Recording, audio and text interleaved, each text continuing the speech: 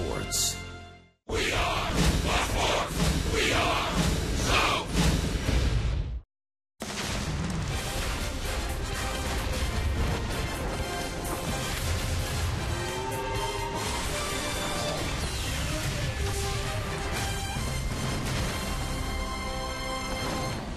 It's Christmas in July at Turner Field in Atlanta.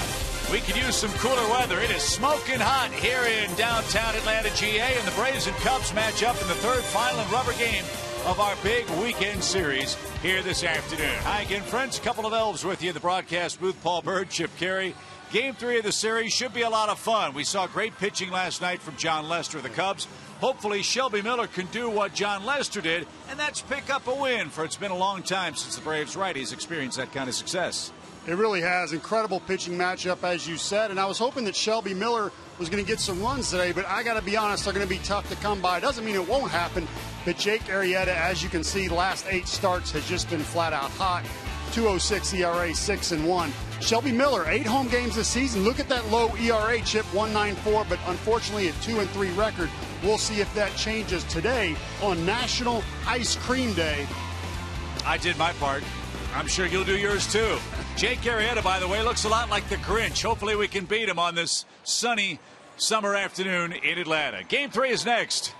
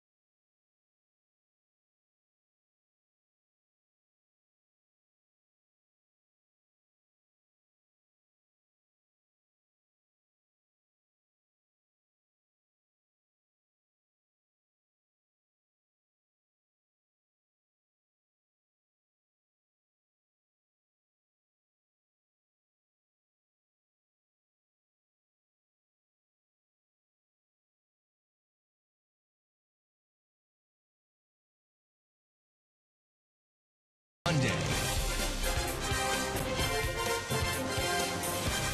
It is a hot, breezy day in Atlanta.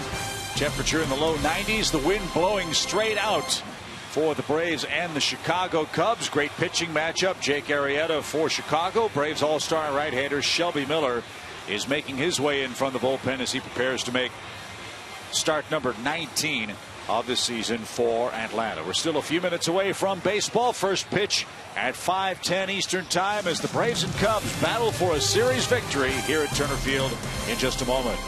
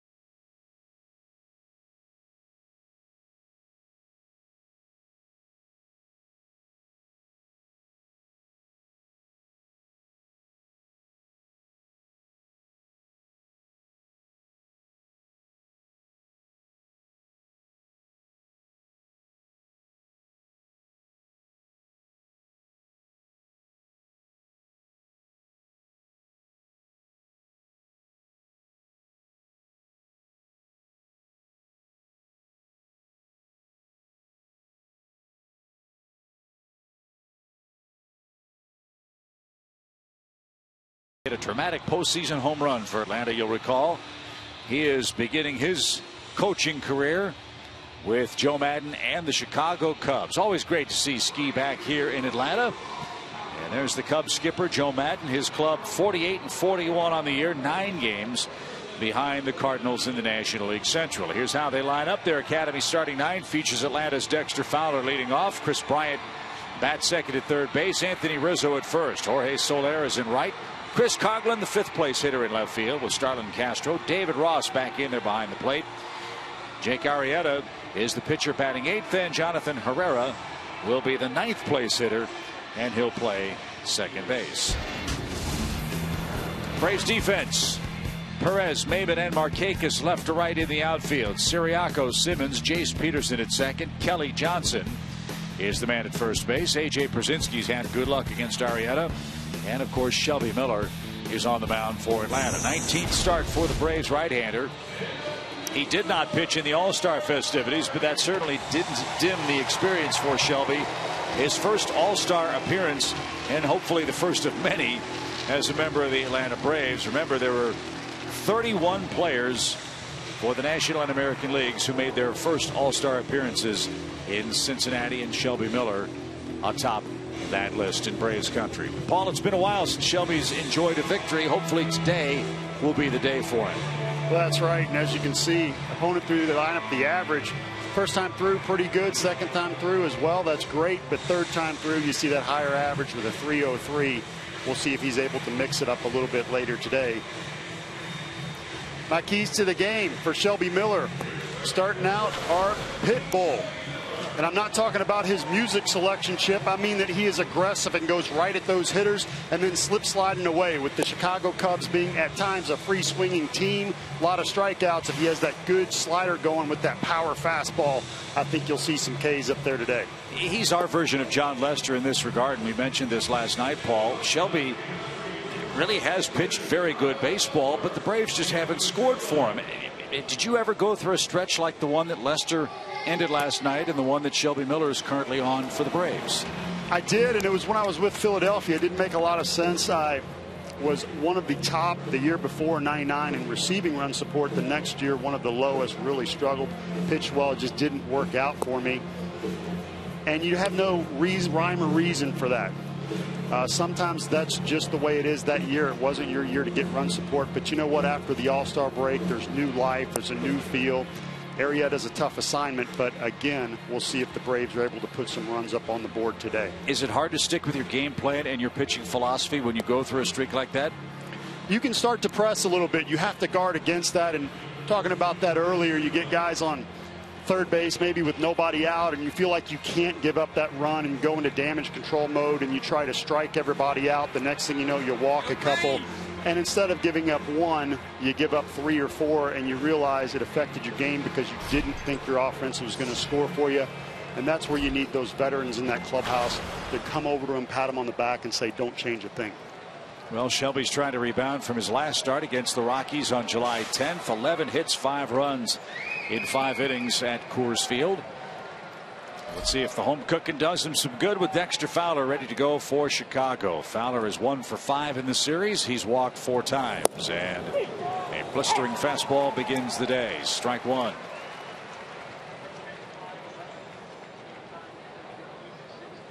.86 degrees, pretty comfortable. As Fowler bounces one right side, good play. Kelly flip to the pitcher to the bag. Fowler's robbed to start the game. 1 out.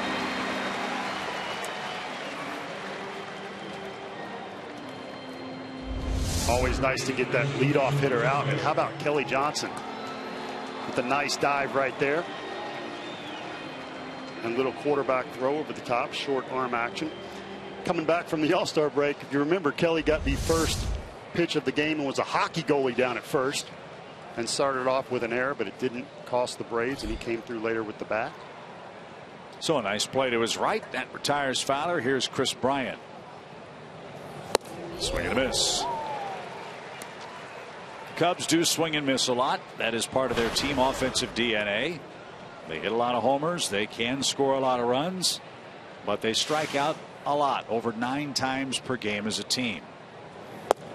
And for Shelby Miller, who is a strikeout pitcher, that you hope will continue today. Bryant, no different.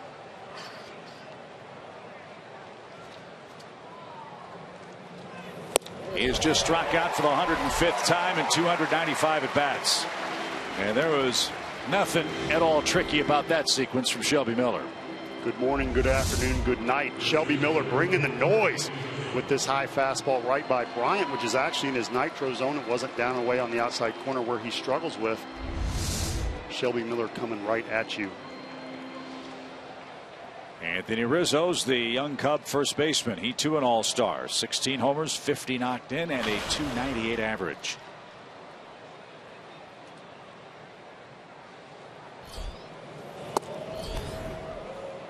And outside, 1 ball, no strikes.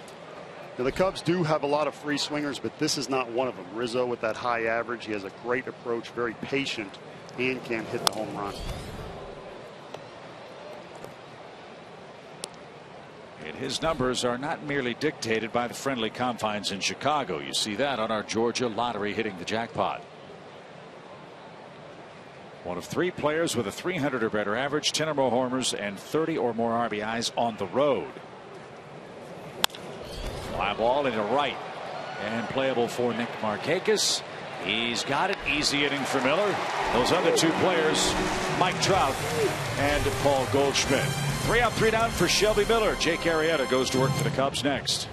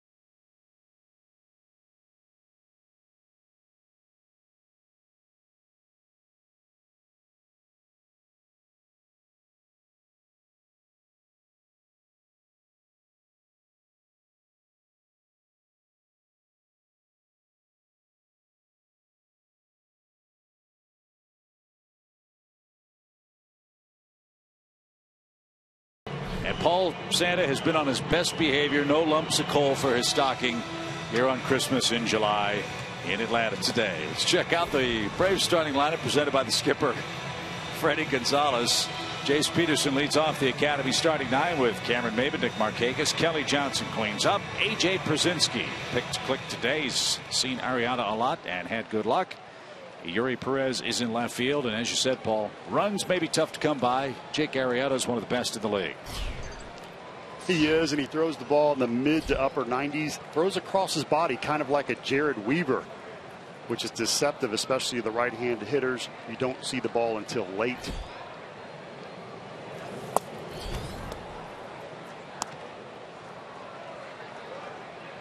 You can see those last 8 starts, 6-1, 2.06 ERA. And just the point of that is he's hot right now. Wish there was better news for the Braves. Doesn't mean he's going to have a great game, but they have their work cut out for him. It could be a tough day if he's on. The reigning National League Player of the Week is Jake Arrieta, as he picked up wins against the White Sox and the Cardinals. He also hit a home run in his last start against the American League team from Chicago South Side. And he's got 10 wins in his first 19 starts. 3 balls, no strikes for Jace Peterson. And that one caught a corner. It's 3-1. I was a little surprised that Schwarber wasn't behind the plate today, as we see Jace Peterson all dressed up. But David Ross behind the plate, a veteran who said in spring training they came over to his locker and interviewed him, and then there's Schwarber, who has the great bat. But they came over to Ross in spring training and asked him about what he thought, and the first thing out of his mouth was he said Jake Arrieta is electric. After many years in the big leagues and seeing a number of different pitchers, he just had high praise for Arrieta. And he just lost Jace Peterson to start the ball game. Can't defend against base on balls. Arrieta has only walked 26 men now in over 121 innings of work. Coughlin, Fowler, and Soler the outfield for Chicago. Brian Castro, Herrera at second. Anthony Rizzo at first, and David Ross, of course, is behind the plate. So Cameron Maybin, the batter. Cameron 1 for 7 in this series so far. He's knocked in 44 runs. He's got 8 homers.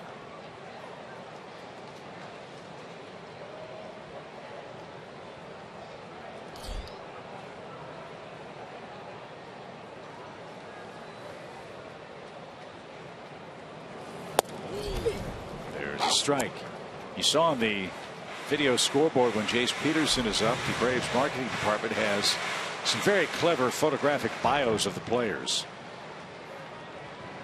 How about that Christmas sweater for Cameron Maybin?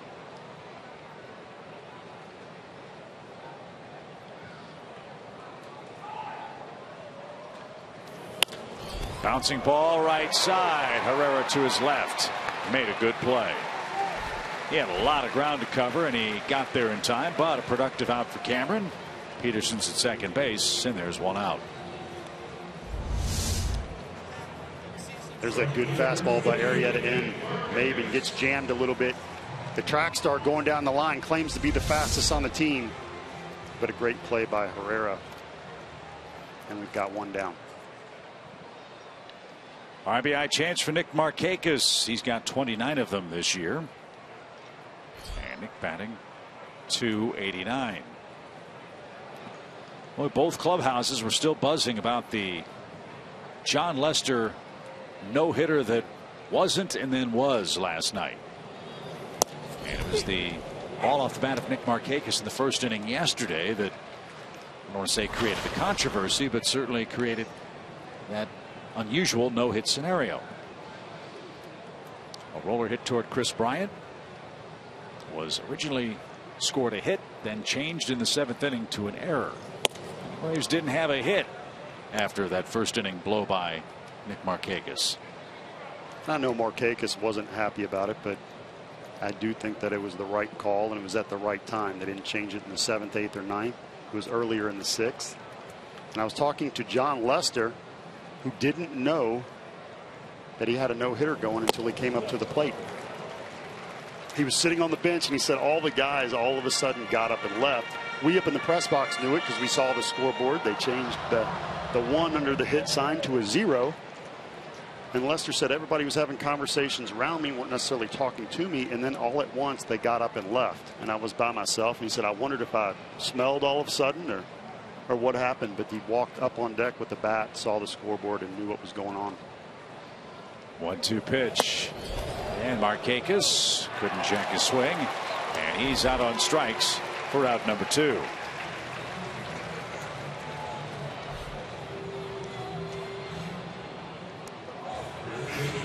So a big out for Arrieta.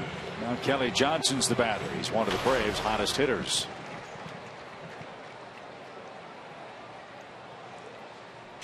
.34 RBIs for Kelly, 9 homers.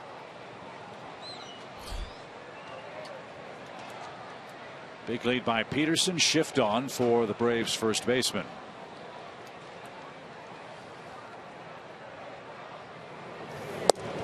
And a strike. You notice that infield shift right there. They're saying Kelly Johnson can pull the ball, and with Arrieta pitching in the mid to upper 90s, that is a tremendous amount of respect for Kelly Johnson's ability to turn on a fastball. They have been playing the shift, but sometimes you'll change that up depending on the velocity of the pitcher. That was nasty. Kelly didn't get it. No balls, 2 strikes. Arrieta has two different types of sliders. One that goes straight down, it looks just like a hard curveball, and one that goes to the side like a more true slider. The good sliders will have some tilt on them as far as breaking into the left-handed hitter. And I said, well, isn't that a curveball then? And they said, no, it's so hard we call it a slider. Well, let's see if he cooks one up here. Way ahead in the count, 0-2.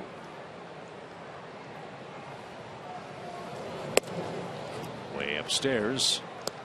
A ball and 2 strikes. Arrieta's 29.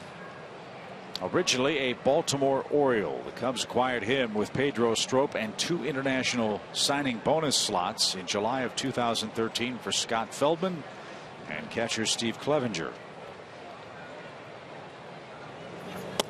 Arrieta, who won 10 games all season last season, is already 10-5 for the Cubs this year.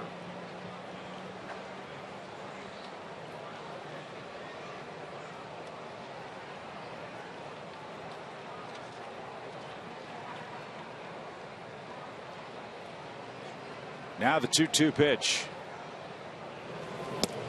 He's outside. That's 3-2. Kelly lost track of the count.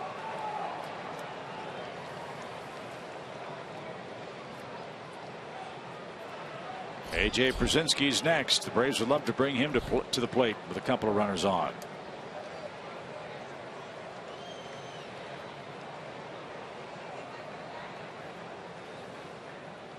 Runner goes, and the pitch is low and outside. Easy steal of third by Jace Peterson, and Kelly Johnson walks.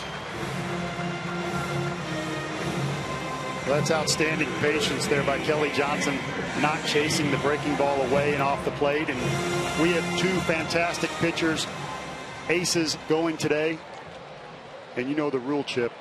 If you want to get to that really good pitcher, got to get to him early. Don't let him get in that groove. Arrieta with 2 walks. We'll see if the Braves are able to make a little noise. Right guy in the right spot, as you see Brzezinski's work against the Cubs right-hander. And Atlanta's got him first and third here in the bottom of the first.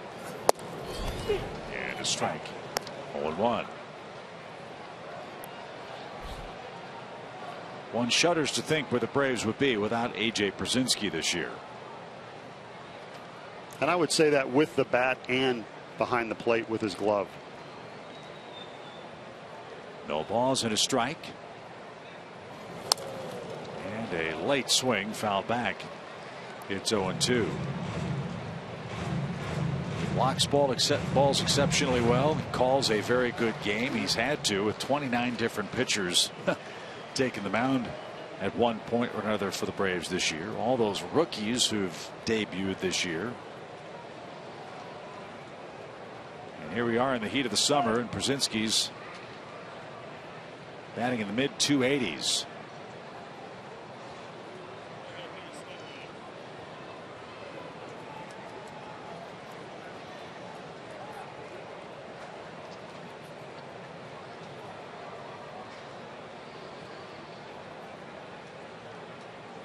Oh, 2.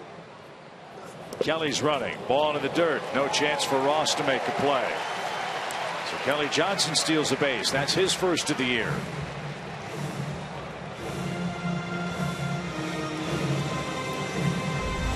Great pitch to run on. 0-2. He gets the slider down, and David Ross did a nice job of saving a run by blocking that ball right there, knowing he had no chance at picking it and throwing Kelly Johnson out.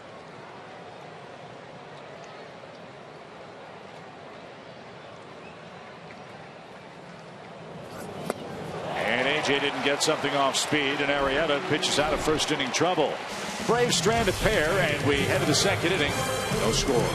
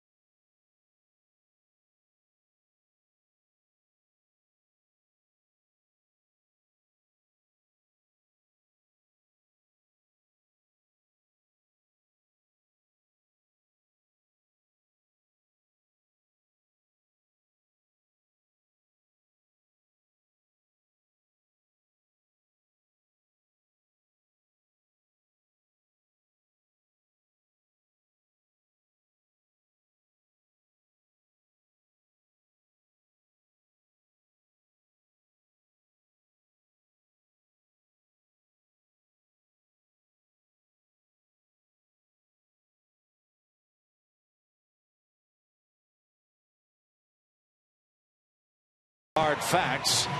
It has been a long time since Shelby Miller has won a game in rotation for the Braves.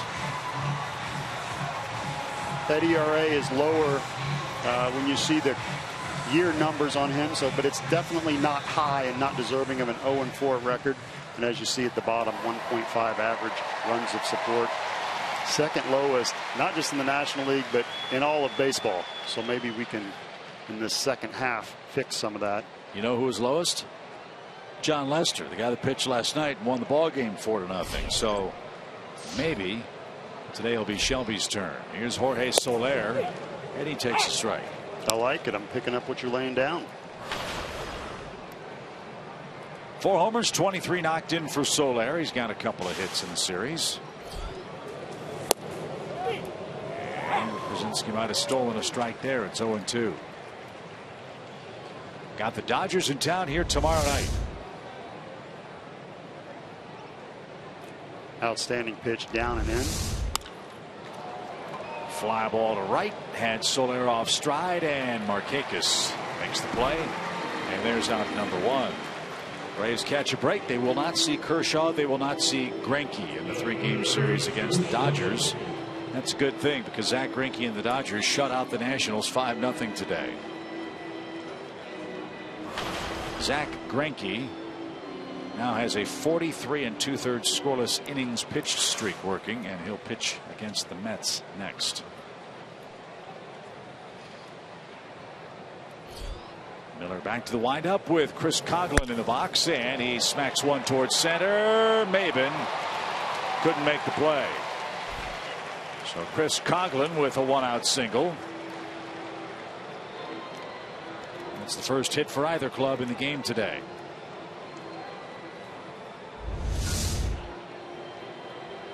Oh, count. Shelby Miller trying to go in. Very aggressive. Coghlan with a nice job on that base hit. So I'm in the locker room, Chip, and I'm in the middle of a discussion on who's faster, Jace Peterson or Maben. And I wanted to talk Shelby Miller. And I asked them, hey, you have faced Shelby Miller. Tell me what's so special about him. And I thought they were going to say the nasty slider. It was hard to pick up the fastball. They switched gears on me, and they immediately said his competitiveness. He's like a bulldog. He comes right at you. And I think we're seeing that right away in the start of this game. So, and good hard fastball to Starlin Castro, foul back. It's 0-1. 0-2 to Soler. Waste no time, goes right at him. And you want to make a good pitch 0-2, but no reason to throw a ball. You can locate a good pitch. First pitch to Coghlan, strike. Castro, strike. So he is competitive, aggressive, and comes right at you. Like that. 0-2. I don't like the term a waste pitch. You know, what's the purpose of a pitch that's so far off the plate that it's not going to induce a swing, or at least have the hitter think it might be a hittable pitch?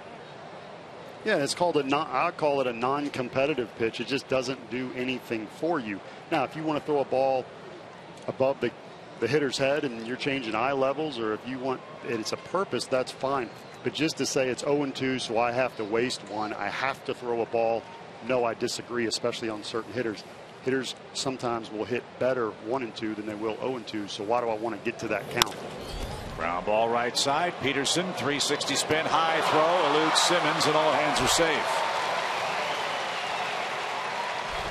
Jace tried to get the lead runner at second base, and instead of an out there or an out at first base, the Cubs are in business with first and second and 1 man out.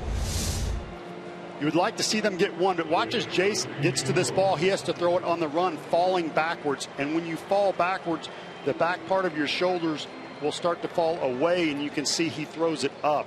And it was just enough to get over Simmons. He has to throw on the run right there. It's the right play. But if he tilts too far backwards, that ball will sail on him. That's fielder's choice E4, and it brings up David Ross.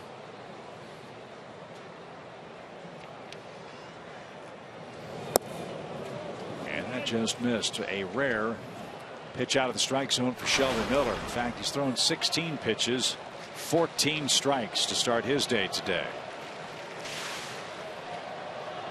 You see David Ross in there. He's got a little gray in that beard, Chip, but he's not in the lineup to necessarily hit. Doesn't mean he's not a good hitter, but he is that wily veteran catcher who's helping everybody out, including Schwarber.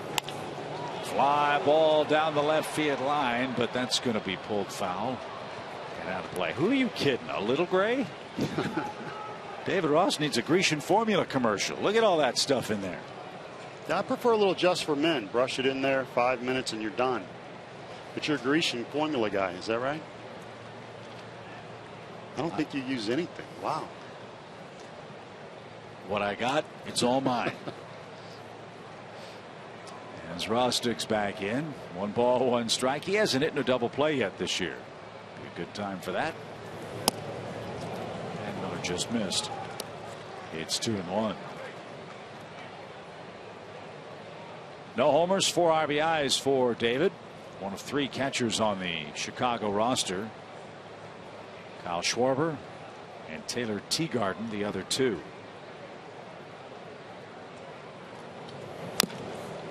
Miguel Montero is on the disabled list for Chicago. He's out with a bad thumb. There's Schwarber there with the glasses. This is a situation where with David Ross hitting, and I know he's hitting 179, you saw the 2-1 slider. The reason for that is Arrieta is on deck, the pitcher. And so this changes things a little bit because you don't want to walk David Ross, but you do want to be aggressive with that pitcher on deck and not give in behind in the count at all. And that's got to mess with your mind as the pitcher too. Here you are facing the 7th place hitter. You don't think, hey, pitcher hits 9th in the National League, but not with the Cubs.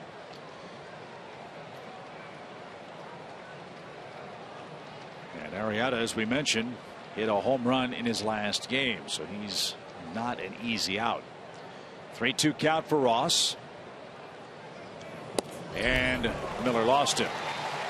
So Chicago has the bases loaded. The error is looming larger and larger, and now the Cubs pitcher stands in, and here's his big blast in his home ballpark last time out.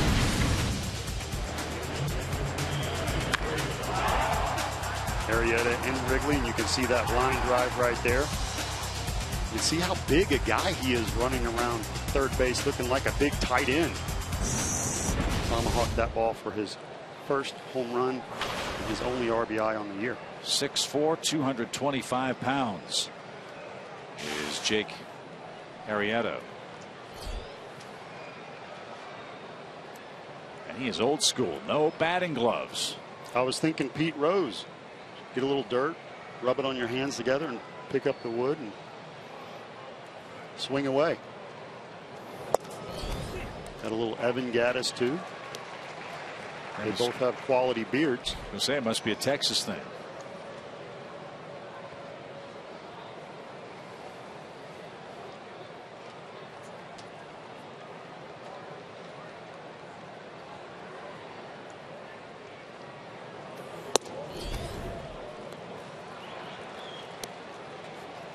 This was always the dilemma for me. So you saw a 95-mile-an-hour fastball right there. As a pitcher, the pitcher's up. You have to strike this guy out, miss hit. So this is a situation where you pitch him like he's the 3-hole hitter. You can throw sliders behind in the count, but you are very aggressive the way you attack. 1-2. Joe Maddon has some very interesting philosophies about how he likes to manage a National League game. We mentioned last night that the Cubs pitching staff does not bunt at all. They have 2 sacrifice bunts by their starting pitchers all year. It's obviously not a sacrifice situation for Arrieta as he swings and misses for the second out. But Joe Maddon's theory is he doesn't care about the offense his pitchers provide him. He doesn't want them bunting. He doesn't want them running the bases. Well, there'll be a time where he needs a sacrifice to be laid down, but he wants his pitcher sitting down in the dugout, cooling off and getting ready to go back to work out on the mound and let the hitters take care of the hitting for him. And I've never heard a manager say this, but he said if it's above 90 degrees, I would rather they strike out and come right back to the dugout instead of getting to first base. And it just shows you, and he, I don't want to say is right on that, but he makes a great point of the importance of rest for a pitcher in between innings. Jonathan Herrera with the first pitch, smacks one into center field for a hit. 2 runs are going to score. And the throwing error by Jace Peterson looms large in the inning. It's 2-0 Chicago on a Jonathan Herrera single to center. That's a horseshoe, not a C on the top of his batting helmet. And the Cubs strike first. Miller coming right at you. This ball catches too much of the plate down. Herrera did not hit it well, but put the bat on the ball enough for a base hit. And he needs to get some super glue and put that C back the right way. I've got him with a U on that helmet. So 2-0 Cubs. Here's Dexter Fowler.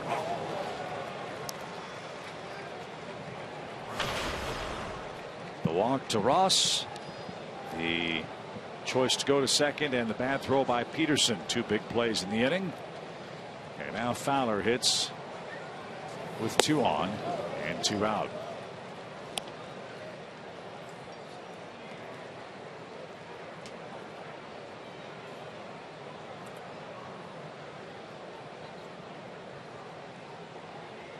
On a hot day, Miller's about to make his 21st pitch, and Erikinski fixed.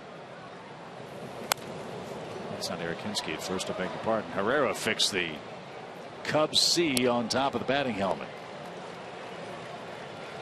That's in Joe Madden's dress code. You got to wear your C in the right direction. Wait a minute, he said he has no rules. If it looks hot, wear it. That's what he said. That's good stuff. If you get 2-run single base hits, you can wear your batting helmet any way you want, right? There you go. 1-2 pitch. Just missed. Miller thought that was good enough. And that's frustrating. I would have wanted that. Shelby Miller has been aggressive today. He has been throwing strikes, but he hasn't been painting the corners. That one definitely did, and he didn't get it.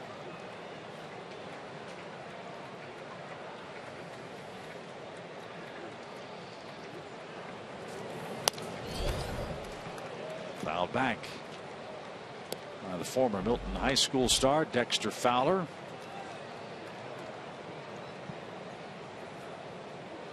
Dexter, a Rocky, an Astro, and now a Chicago Cub. Lots of friends and family with him at the ball games this weekend. Talked to him before the game. One of my favorite people. Nice kid and a good player. He loves playing in Chicago. The pitch is down low. Throw back towards second. And all hands are safe. One thing about Fowler is he's a different hitter. He's a better right-handed hitter, almost 100 points difference in his average. And at some point, you may have to hit full-time right-handed. I don't know when that is, or he's got to make that decision. But there's certainly a considerable difference, and usually it's the other way around. You're a better hitter from the left side. Runners go, and Fowler launches one into right center field. It's going to be Cameron Maben, who staggers a bit but makes the play. The Cubs get 2 runs. An error and a walk led to the 2-run rally, and Jake Arrieta has an early lead.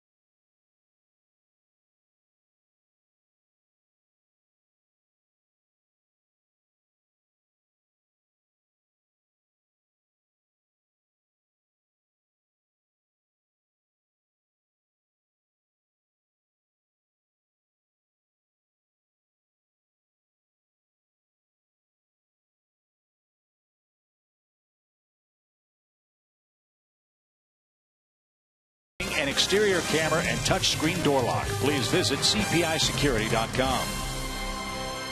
Jonathan Herrera is not a big name for most baseball fans, but he's come up big for the Cubs. His fourth go-ahead RBI among the 13 he's tallied all year has given this man, Jake Arrieta, a quick 2-0 lead. Last time out, Arrieta went the distance against the White Sox. Beating the White Sox there, you see that, 2 hits. No walks as a power pitcher. That's unusual when you go mid to upper 90s. He was flat out on. He even swung the bat that day too. One of those Little League games or Legion games. Throw a complete game, hit a homer, and enjoy the victory. And he's got a lead today. Pedro Ciriaco leads off. And takes ball 1. Phillies won today. They beat Miami 8-7. Jeff Francoeur with a walk-off homer. For the fighting Phillies. I don't think the Phillies have lost since the All-Star break. Pirates got beat again. Milwaukee took care of them 6-1 at Miller Park. Disappointing start for Pittsburgh in the second half. Pitch is poked over the Braves dugout, fouled and out of play. 1 ball, 2 strikes. And Ciriaco broke his bat. Great game in St. Louis. Mets and Cardinals. That is scoreless. And they're in the 12th inning at Busch Stadium. Mets could use a win today. If they could be victorious, they could pull to within 2 of the Nationals. Washington lost to the Dodgers, and Zach Greinke 5-0 today. Kershaw beat him yesterday 4-2. Struck out 14.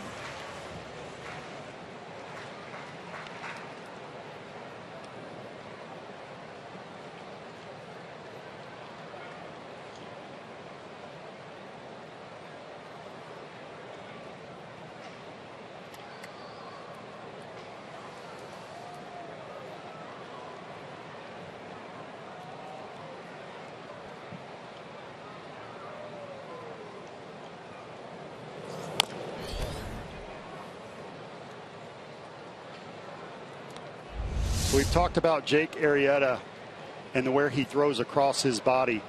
And you'll notice when he goes to release the ball, it's going to be over here instead of being in a direct line with home plate. And what that does is it hides the ball from left-handers and right-handers to where they don't pick it up until late. So I've heard you and Joe talk about effective velocity. That is one way to gain the illusion that the ball is faster than what it is, and he doesn't need any help to be any more deceptive. He's throwing 95, whereas Weaver makes that work at 90, 91, 92, and that is why you'll see a lot of late swings, and you just saw a broken bat from Ciriaco on the ball in. He's a good pitcher, there's no doubting that. Right side of the rubber, and then it just comes out late right from behind his head and gets on you. And then he's got 2 different types of breaking balls that are also very hard. As you see, one right there is a slider that's at 90. A lot of guys' fastballs are around there, and he's going to throw a slider that goes to the side, and then I'll just say a hard curveball. You can call it whatever you want, but when it goes straight down, it's like a curve. That was the pitch that retired A.J. Pierzynski to end the Braves first. Full count pitch, and Ciriaco's retired on strikes. 3 of those for Arrieta in the game. The average is more than 1 strikeout per inning pitched. Now you notice this 92, that's the little backup cutter right there. But it was still good enough to go by Ciriaco.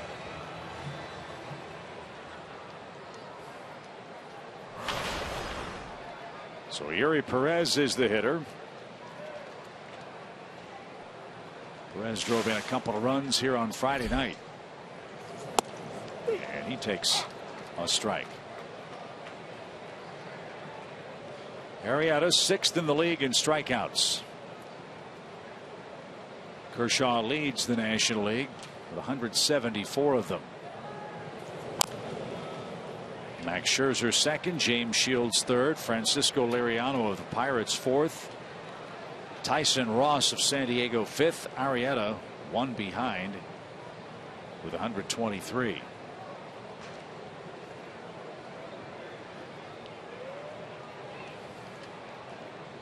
No balls, 2 strikes. Oh, no.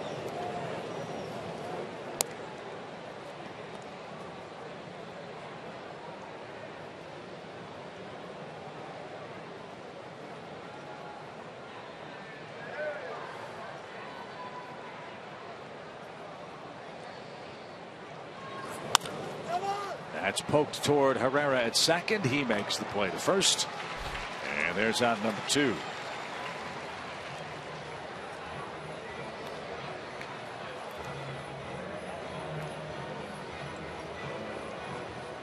Arrieta entered play today, 5th in the league in innings pitched. 8th in opponent's batting average against. 5th in best road ERA. And 10th best daytime earned run average.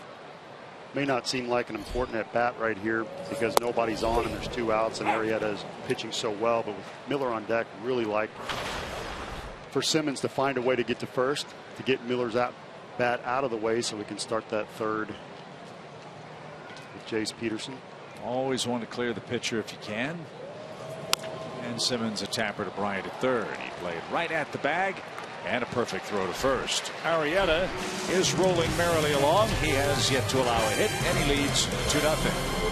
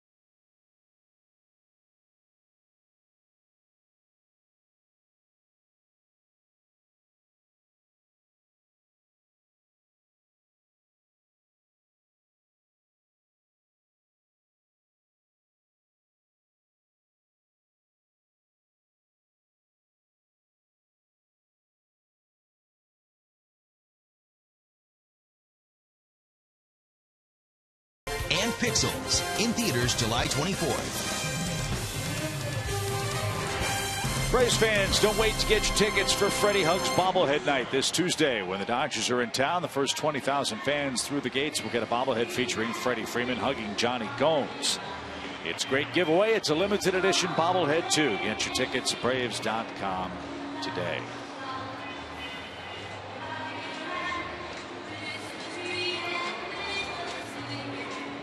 Couple of beauties at the ballpark today. And a couple of good pitchers working in game 3 of the series. There is Freddy Freeman. We will talk to Freddy in the bottom half of this 3rd inning.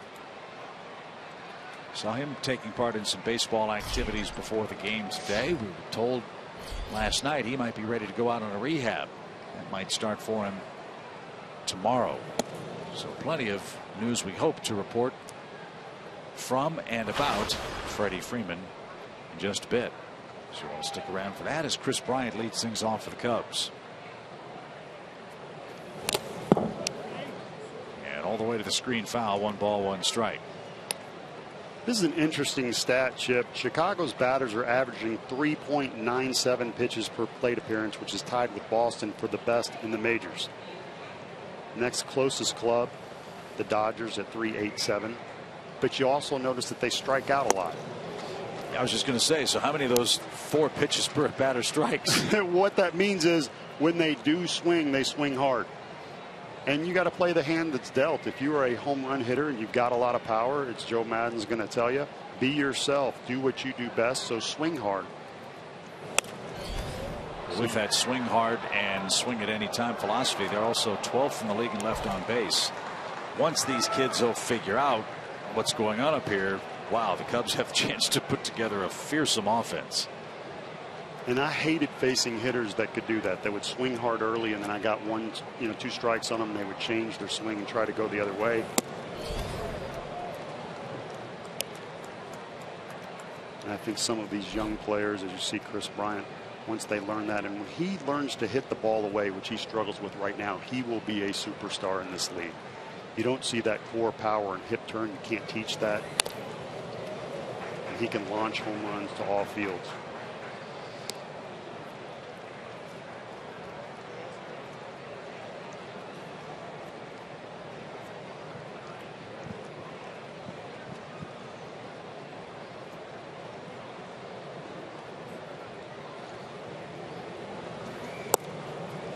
Tried a breaking ball and missed with it. Full count.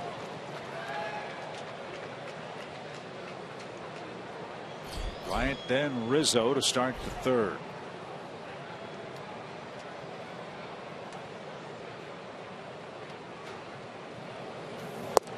And Miller caught him looking. There's that down and outside strike that's given Bryant so much trouble in his rookie year. And he has a parting shot as he makes his way to the Chicago dugout. 1 out. Beautiful pitch on the outside corner at the knees. Nothing you can do with that. That's the pitch that no one hits. Shelby Miller executing that fastball way to the outside corner at 95 miles an hour. And I have to give Shelby Miller's dad a little credit here. Mitch Miller, who was a football player, but he found out that his son loved baseball, so he always coached him in Little League, and they won the state. And he took him around to the area code games and spent time with him. Popped up left side. Siriaco gives chase and won't have a play. And I think that's an excellent show of where a dad doesn't try to force his love upon a kid, and he just teaches him in whatever way the child wants to go there. And he realized his junior year he was pretty special. Most guys in high school, they want to do it all, hit, play short, but he realized, I just want to pitch, and he signed with Texas A&M. Never got there. Popped up back toward us. AJ will give chase. Won't have a play. It's 2 strikes.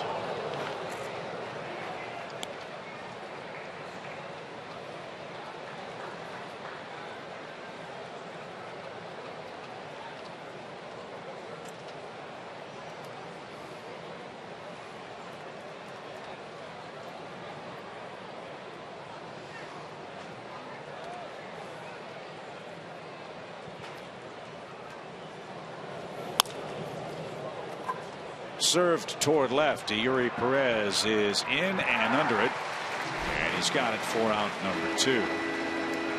Talked last night about how some feel that the win statistic is a misleading one for starting pitchers. When you look at these numbers for Shelby Miller, you might tend to agree with them. Shelby has 5 wins this year despite those lofty National League numbers. That 2.38 ERA for me just stands out. So good early that it was below 2. All year long he has been the bounce back guy after some tough losses. He's just given good performances over and over, and even when he hasn't won, he has been a presence on this field. And I would say the same thing about Freddy Freeman. You just miss his presence. You just miss him being out there. You miss his glove. You miss him being in the lineup. That's hammered to straightaway center. Maben twists and turns, and doesn't matter. Jorge Soler has hit a home run to straightaway center. Boy, did the ball jump off his bat, and with the wind blowing straight out, that was a no-doubter. 3-0 Cubs.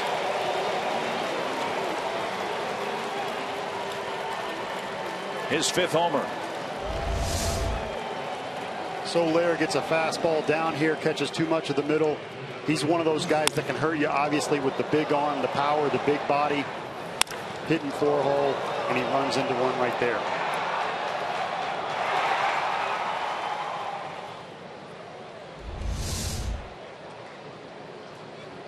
So 3 runs on 3 hits for the Cubs. That brings up Coghlan, and he takes a called strike.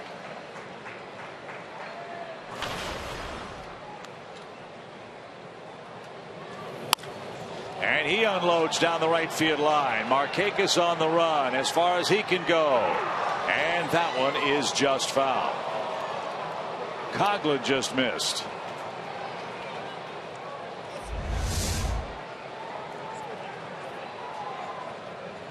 Coghlan gets a hold of a slider, pulls it foul by a few feet. I don't think anyone wanted any part of that.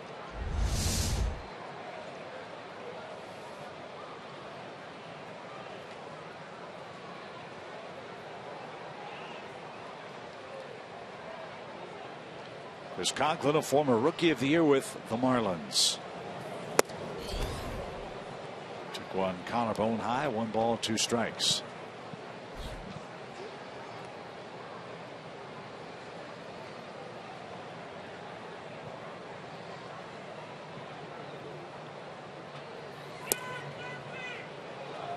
AJ trying to snatch one out of the zone. Didn't get the call. 2-2.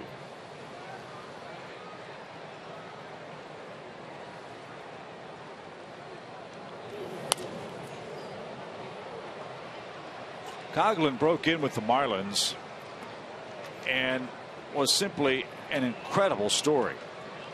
2009, he played 128 games and had 162 hits, scored 84 runs, finished the year 6th in the National League batting race.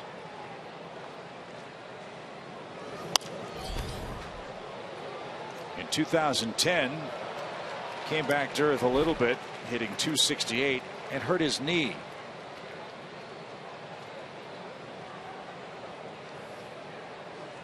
And from that point on, it had been a battle for Chris Coghlan to stay in the lineup in Miami and stay in the big leagues. Finally got a chance to play with the Cubs last year, and he's been a big leaguer ever since. Long home run by Jorge Soler to straightaway center makes it 3-0 Chicago. Freddy Freeman will join us when we come right back.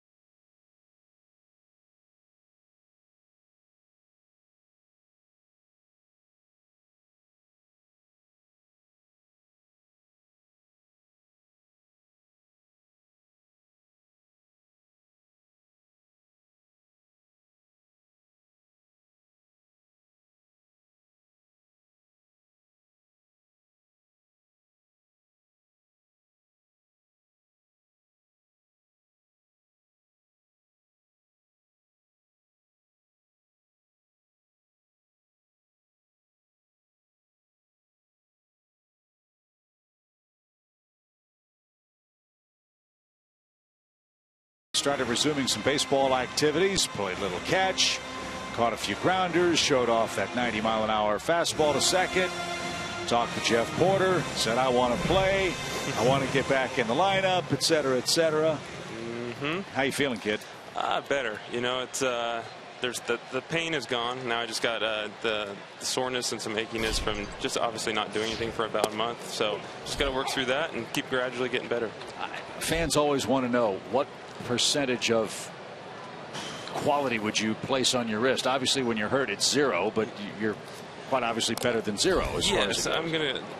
What the good thing about the last couple of weeks, my wrist has actually felt pretty normal, and I had an MRI about 3 days ago because I had the last couple of weeks I've had pain in my hand, on the top of my hand, in my right hand. So we didn't really know what that was, so I went and got another MRI, and it revealed fluid in between my index finger and my middle finger bones. And obviously, if anybody's had some fluid inflammation in your hands, it's just not very comfortable. So we went in there after the next day after I got my MRI, which was 2 days ago, and put a needle deep into my hand, which I'm unfortunately getting used to.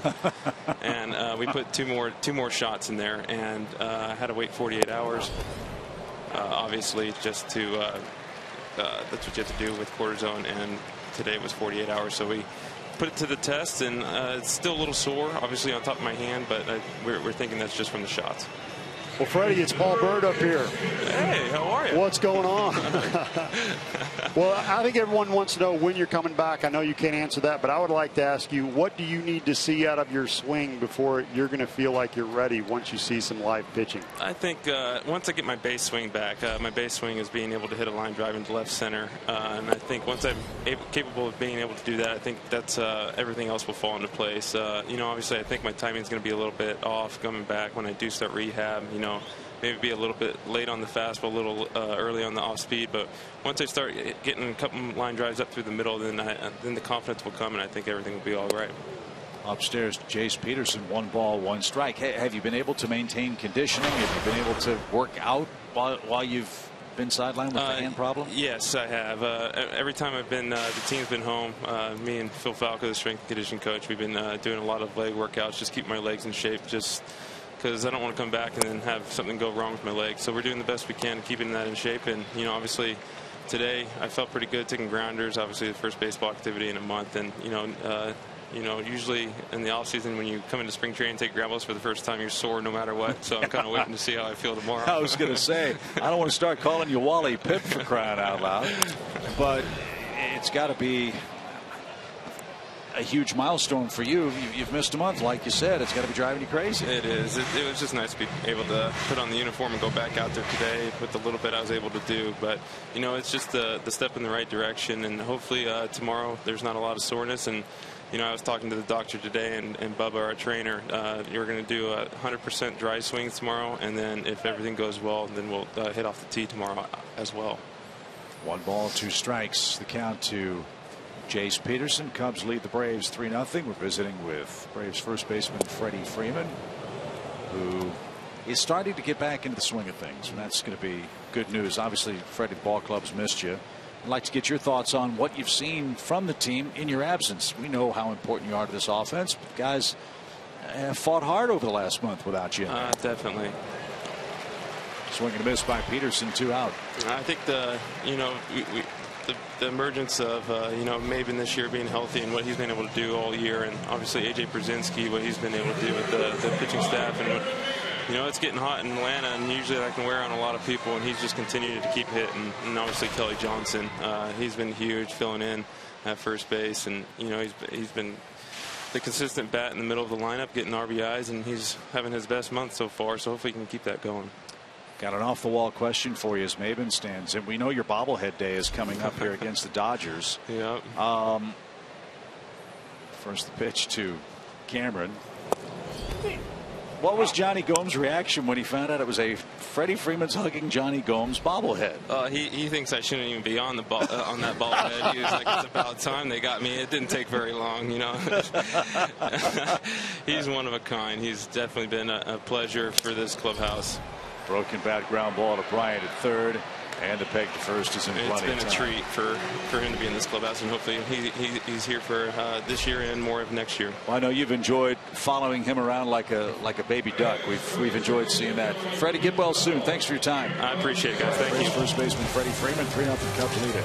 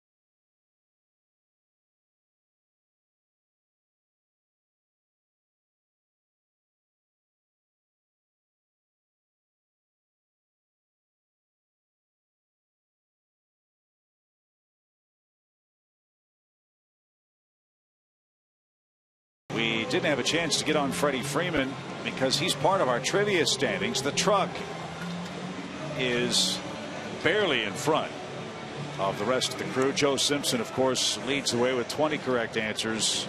Yours truly's knocking at the door. Freddy Freeman, no trivia guesses correct.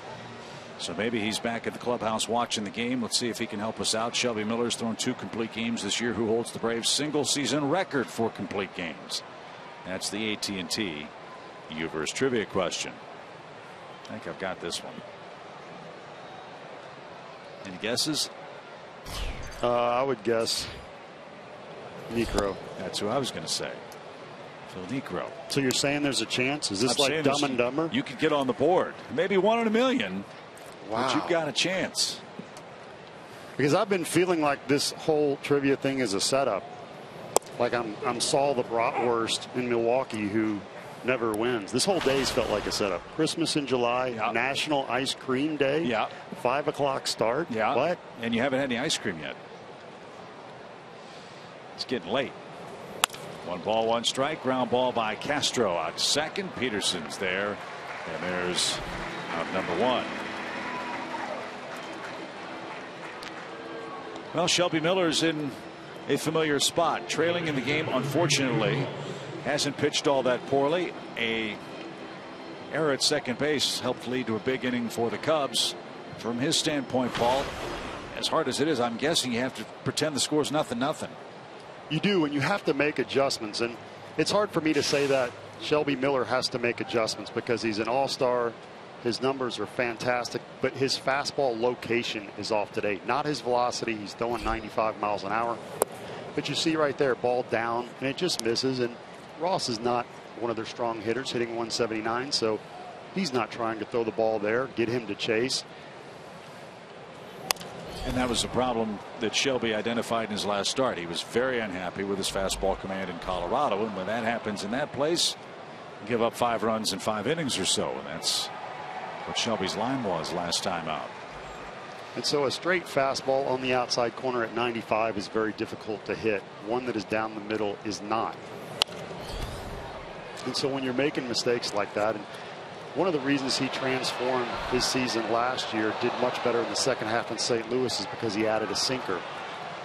He hasn't thrown that much this year because he hasn't needed it. And you look at those numbers, you can't argue with anything. But on a day like today, where you're off location wise, you may mix in some of those sinkers, balls that move because you do not have to be perfect with a power sinker. You're going to rely on the movement to get those hitters out, and he may switch later, but he may not because he's having such a good year. It'll be interesting to see what he does.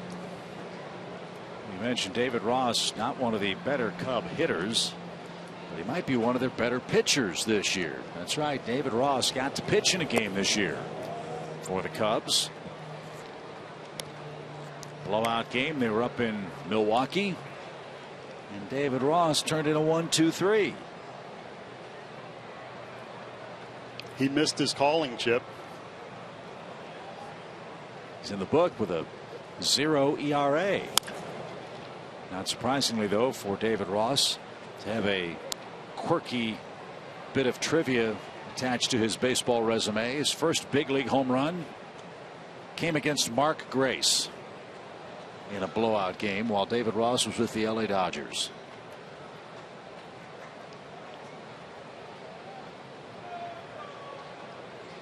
Two balls, two strikes, and a swing and a miss. Good fastball from Shelby at 95 miles an hour. That's his 5th strikeout. He's matched Arrieta in that category today.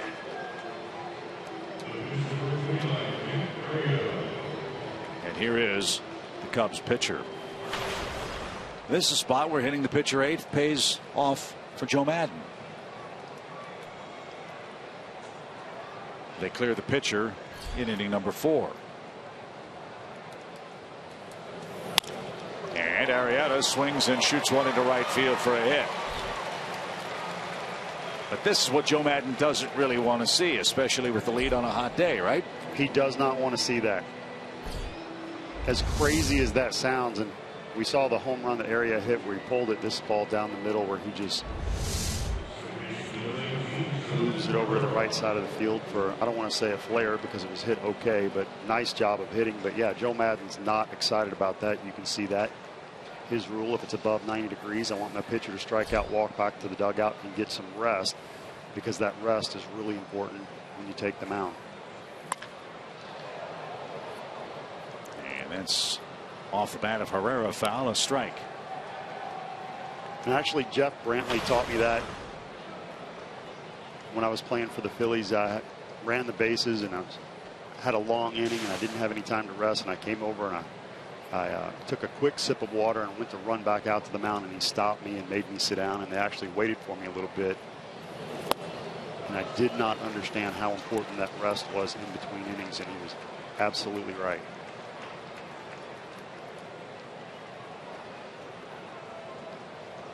Chicago heads to Cincinnati after this series. They've got 4 ahead with the Reds, including a doubleheader on Wednesday. And this is a very important part of the schedule for Chicago. They're in a stretch of 17 consecutive games after the break against sub 500 teams. And if Chicago's going to make a move and either solidify their position as the second wild card in the league, or perhaps catch the Cardinals and Pirates, a fast start after the break will be a big key. Simmons flips to second. That ends the inning. And we go to the home 4th inning. Markakis, Kelly Johnson, and A.J. Brzezinski are coming up. It's 3-0 Chicago.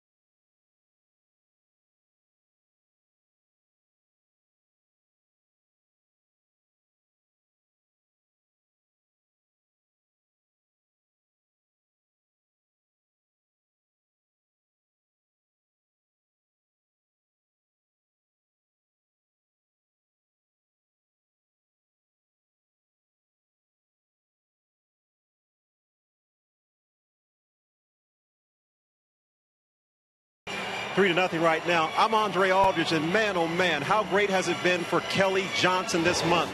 And the Braves have been benefiting from him continuing to do exactly what he's been doing all season long. Just some good stuff coming on from him. Makes his 48th start of the season today, 14th at first base, and he just wants to play ball. It doesn't really matter where it is. Kelly's the focus of our Lowe's Never Stop Improving numbers as we take a look at the numbers for July. Just silly stuff here. And guys, also, over the course of his last 11 ball games, how about 5 multi-hit games from Kelly Johnson? More than handling his business when he gets a chance to play. You're right about that, Andre. He's done an excellent job for the Braves wherever he's played, as you said. Left, third, first, and with Freddy Freeman out for the last month, Kelly's done a real nice job for the Braves over at first base. And hopefully he'll have a good inning for Atlanta as we go to the 4th. Arrieta delivers low, ball 1.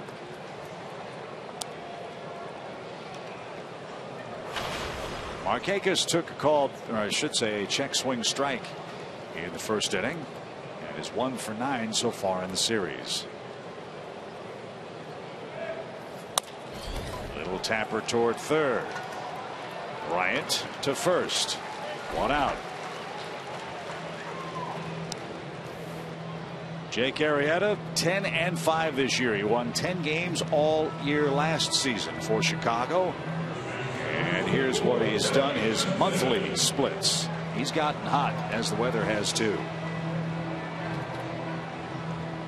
What's tough for the Braves, he's hot right now. You see the 6-1 record, 2.06 ERA in June and July. Opponents only hitting 192. So as the season has gone on, he has been locked in. But hey, our guy's locked in too, right? Kelly Johnson. Walking that first plate appearance with some big hits on the day. And he credits Jim Beecham for teaching him in the minor leagues so much about the game, how to play the game, how to back up bases, how to play it right. You talk about a great baseball man and a great man. Boy, do we miss Jim Beecham.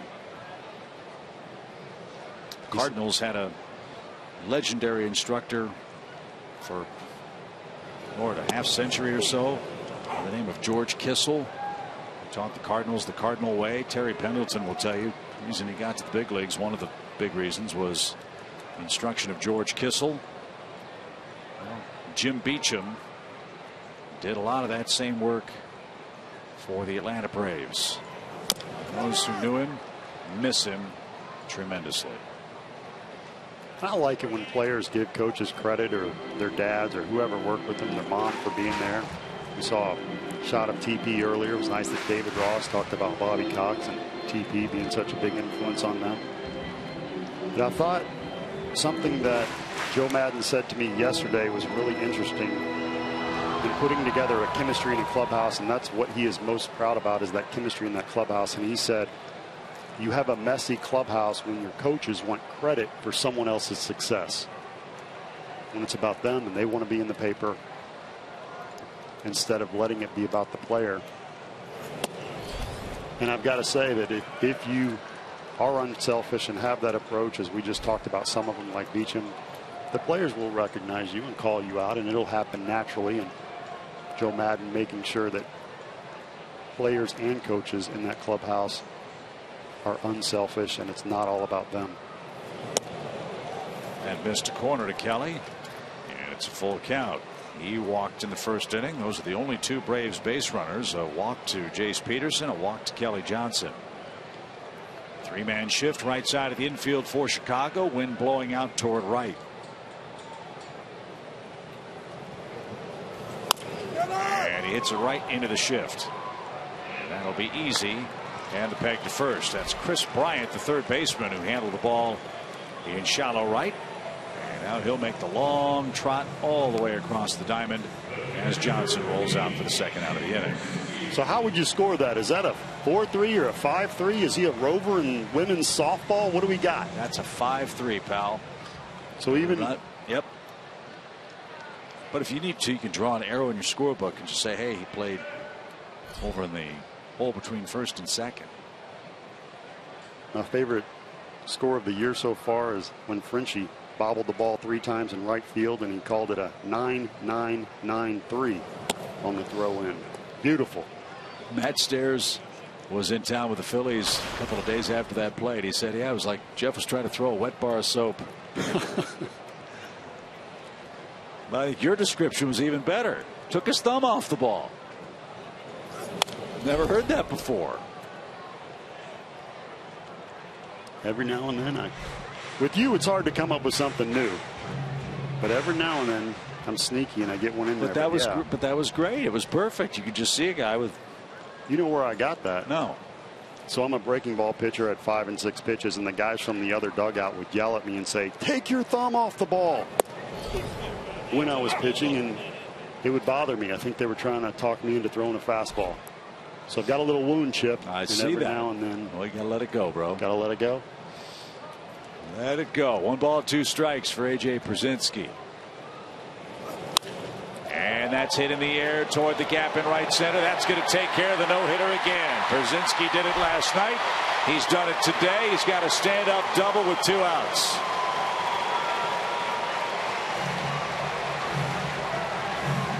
And that's going to drive the Cubs fans crazy. They really have a love-hate relationship with A.J. Pierzynski. Long their tormentor when the Cubs would play the Chicago White Sox. Well, that's a curveball that would have bounced. Pierzynski, good thing he plays golf, goes down and gets it. Coming into the game today, he was 6 for 8 off Arrieta with 2 home runs. So not only do the Cub fans not like seeing Pierzynski, but Arrieta doesn't want to see him walk in that box either. So a run scoring chance for Atlanta. Here's Pedro Siriaco. He struck out back in the 2nd.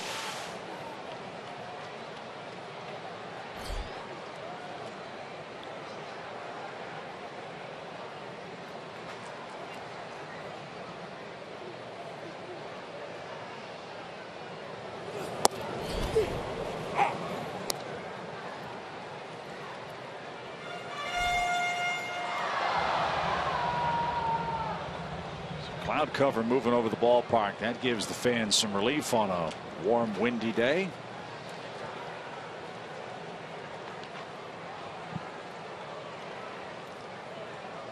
And now the 0-1 pitch for Siriaco is smacked back to the screen foul. Why are the Cubs 48 and 41? It's not their offense.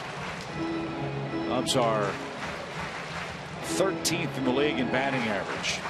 But this may surprise you. The Chicago Cubs have the 3rd best team ERA in the senior circuit.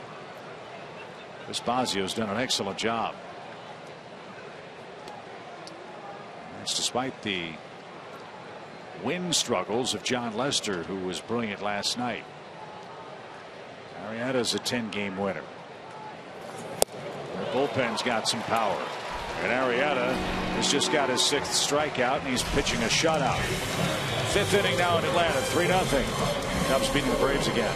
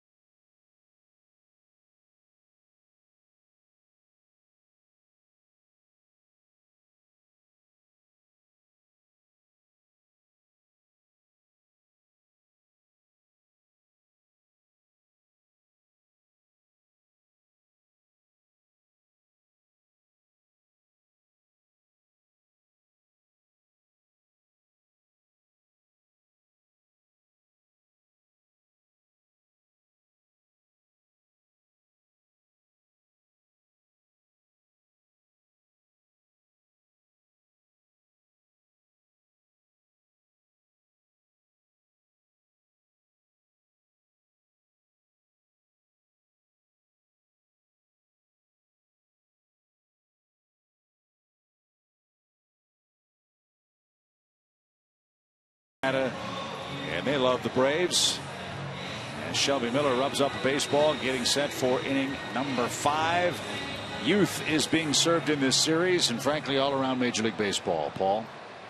Yeah, don't let that fool you there with the Braves. At one time during the season, we were the youngest team in all of baseball, and not just young players, but a lot of bright new stars that throw 97, 98 miles an hour. If you saw the All-Star game, and can hit some home runs. And according to my son Colby, PlayStation 4 is hot right now, and there's a lot of interest in baseball. And I'm like you, when you said yesterday, I don't understand what people say is starting to die off a little bit. I see the exact opposite. A lot of excitement in baseball, especially with these young players.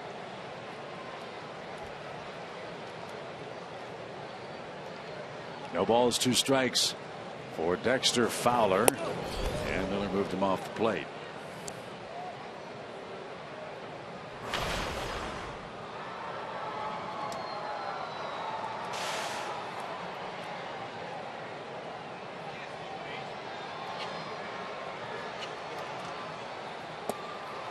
That's low. 2 balls, 2 strikes. Crazy game in St. Louis. Mets scored a run in the top of the 13th. The Cardinals have scored a run in the bottom of the 13th, and they got met at second and third. 1-1 at Busch. There are 2 outs in St. Louis.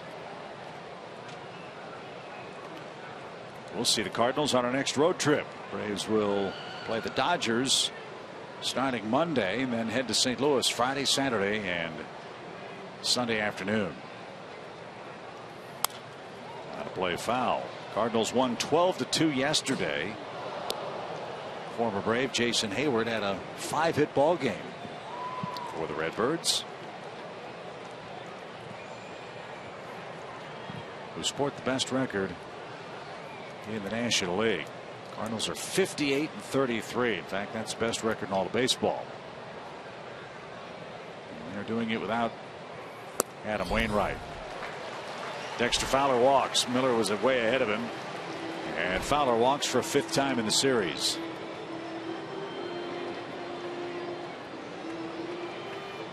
That's trouble. Fowler's got 12 steals. Let's see if he's put in motion here with Chris Bryant coming up. That's a situation where even if you have a base stealer on first that does not steal the base, but just puts that pressure on the pitcher knows he has to be quick to home, and sometimes that can alter the location on the pitch, and we don't need that right now. Swing and miss. All right, analyze Chris Bryant for me. You've seen him now 3 games. You've seen his swing. You've seen him 9-10 at bats. Where would Paul Bird go to get Chris Bryant out? So you have to pitch. I had to pitch people on both sides of the plate, so I have to throw him in. That's his nitro zone. So I'm going to pitch him in, but I'm going to miss. I'm just going to show him that I'm going to throw in there, and then I'm going to make my living away, and I'm going to try to get him to chase on that frisbee slider, something that looks like a fastball that he wants to hit that's just off the plate. So he's been in the league now 2 months. Yes. I would assume there's enough body of evidence for the so-called book to get around for the rest of the league's pitching staffs. Is that correct? It is, but you still have to hit your spot. If a guy cannot hit the ball away, that doesn't mean that he's going to get out every time, because pitchers miss. They may miss over the middle. And if I get him out, he comes up to the plate 3 times, let's say. I've got to make my pitch 9 times before I miss once. And if you notice, he's hot in all the other zones. So when you do make mistakes, he hits them. And that's why his average isn't great at 264, but it's not that bad either for a true power hitter. Fowler just getting back in right there.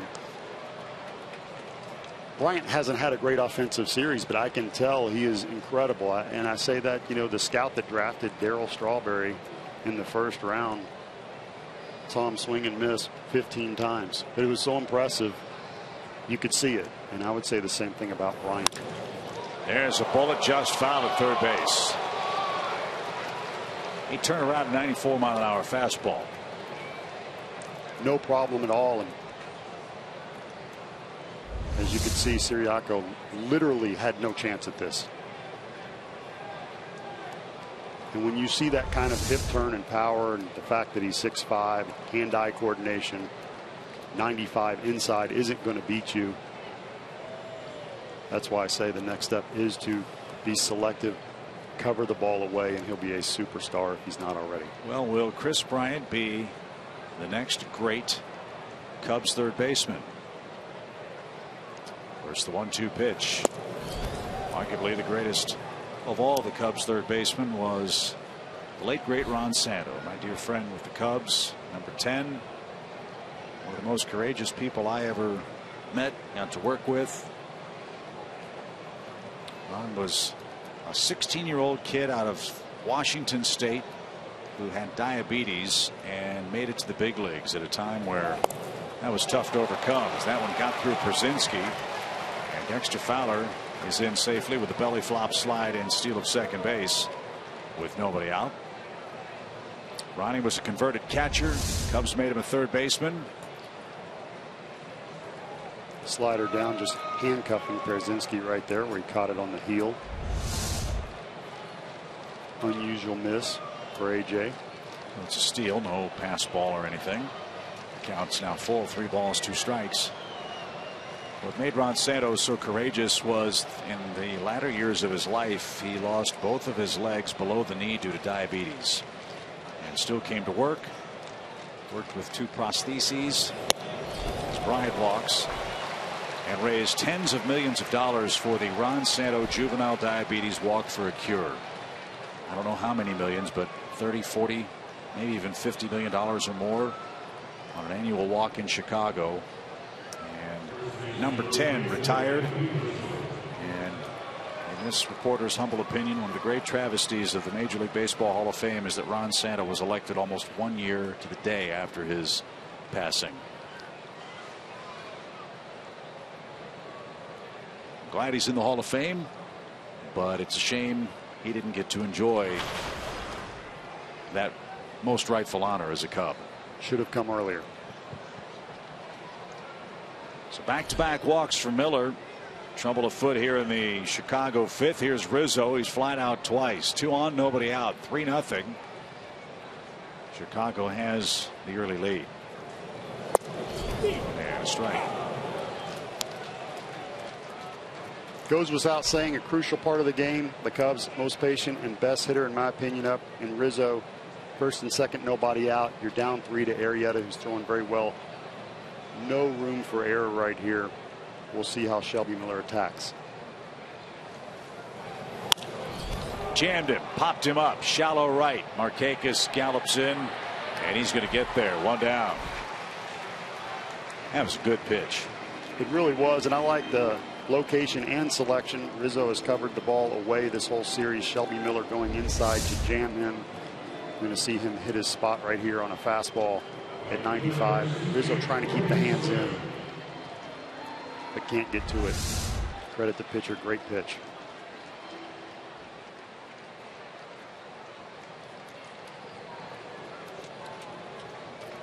Here's Jorge Soler.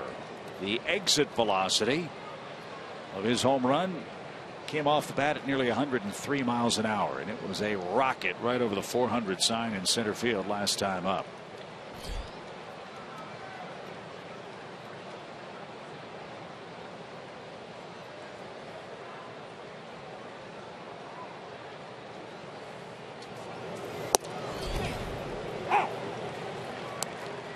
There's where he's got to be careful there. Now, Rizzo's patient. We've talked about this. Soler, historically, scouting report says he's a free swinger.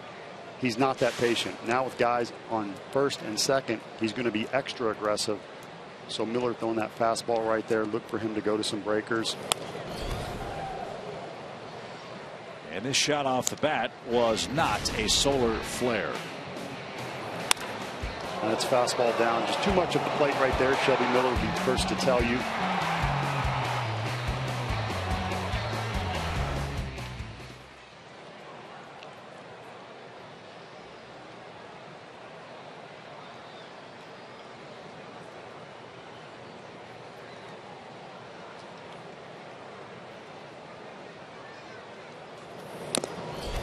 That's fouled at the plate. It's still 0-2.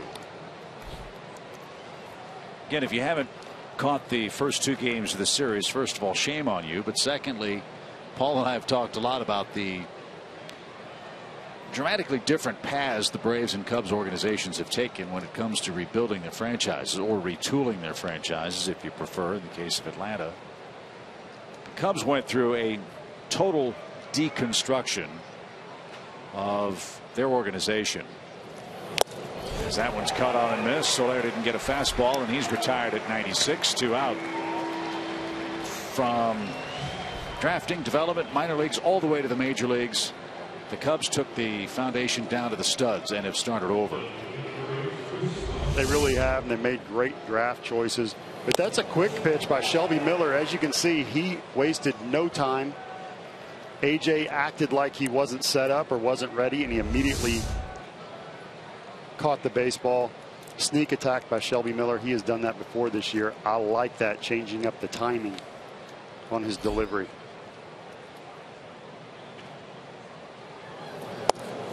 A strike to Chris Coghlan. In Lou Piniella's final full season, the Cubs won 83 games. He stepped down in 2010. His final game was against the Braves at Wrigley Field that year. The Cubs have finished in 5th place 5 consecutive seasons, including an abysmal 61-101 year in 2012.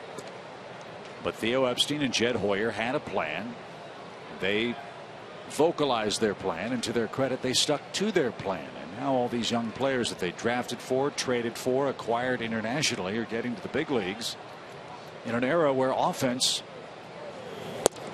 and power offense is maybe the most difficult thing to get in the big leagues. And they've got hitters stockpiled up and down their system.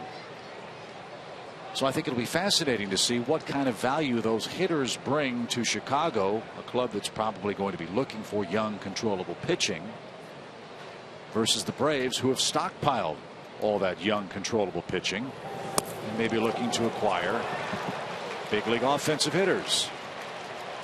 Another one got away from Brzezinski, and the runners move up, and that takes away the double play. That hurts. 3 balls and a strike.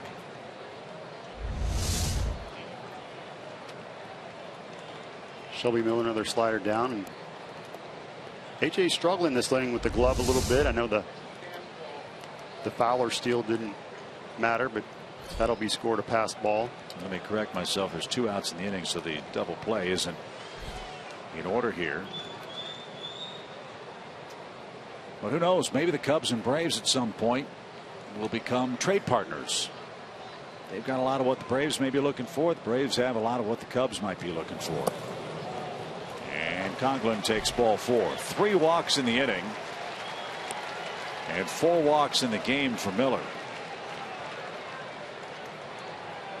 And that will earn a visit from the Braves pitching coach.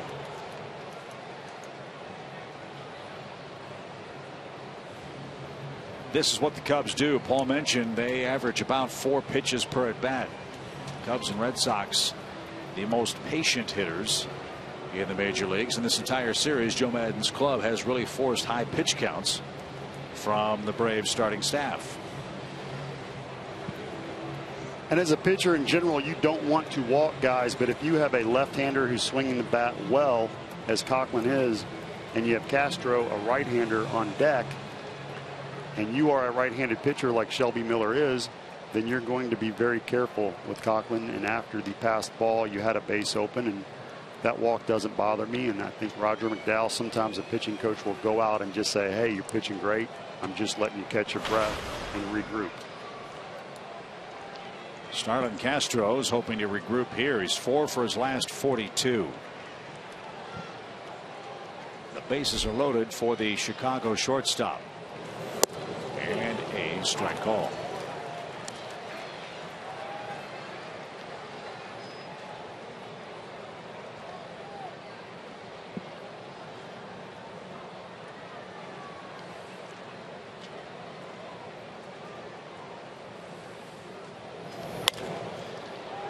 That's foul at first. When we talked about Shelby Miller before the game being a bulldog, pit bull, whatever you want to call it, being aggressive, going right at you. And in this situation, You know, I believe those fastballs are too good. They're catching too much of the plate, but you cannot discredit the fact that his aggressiveness has worked for him all year long. This figures to be his last inning. His spot's due third when the Braves come up in the fifth.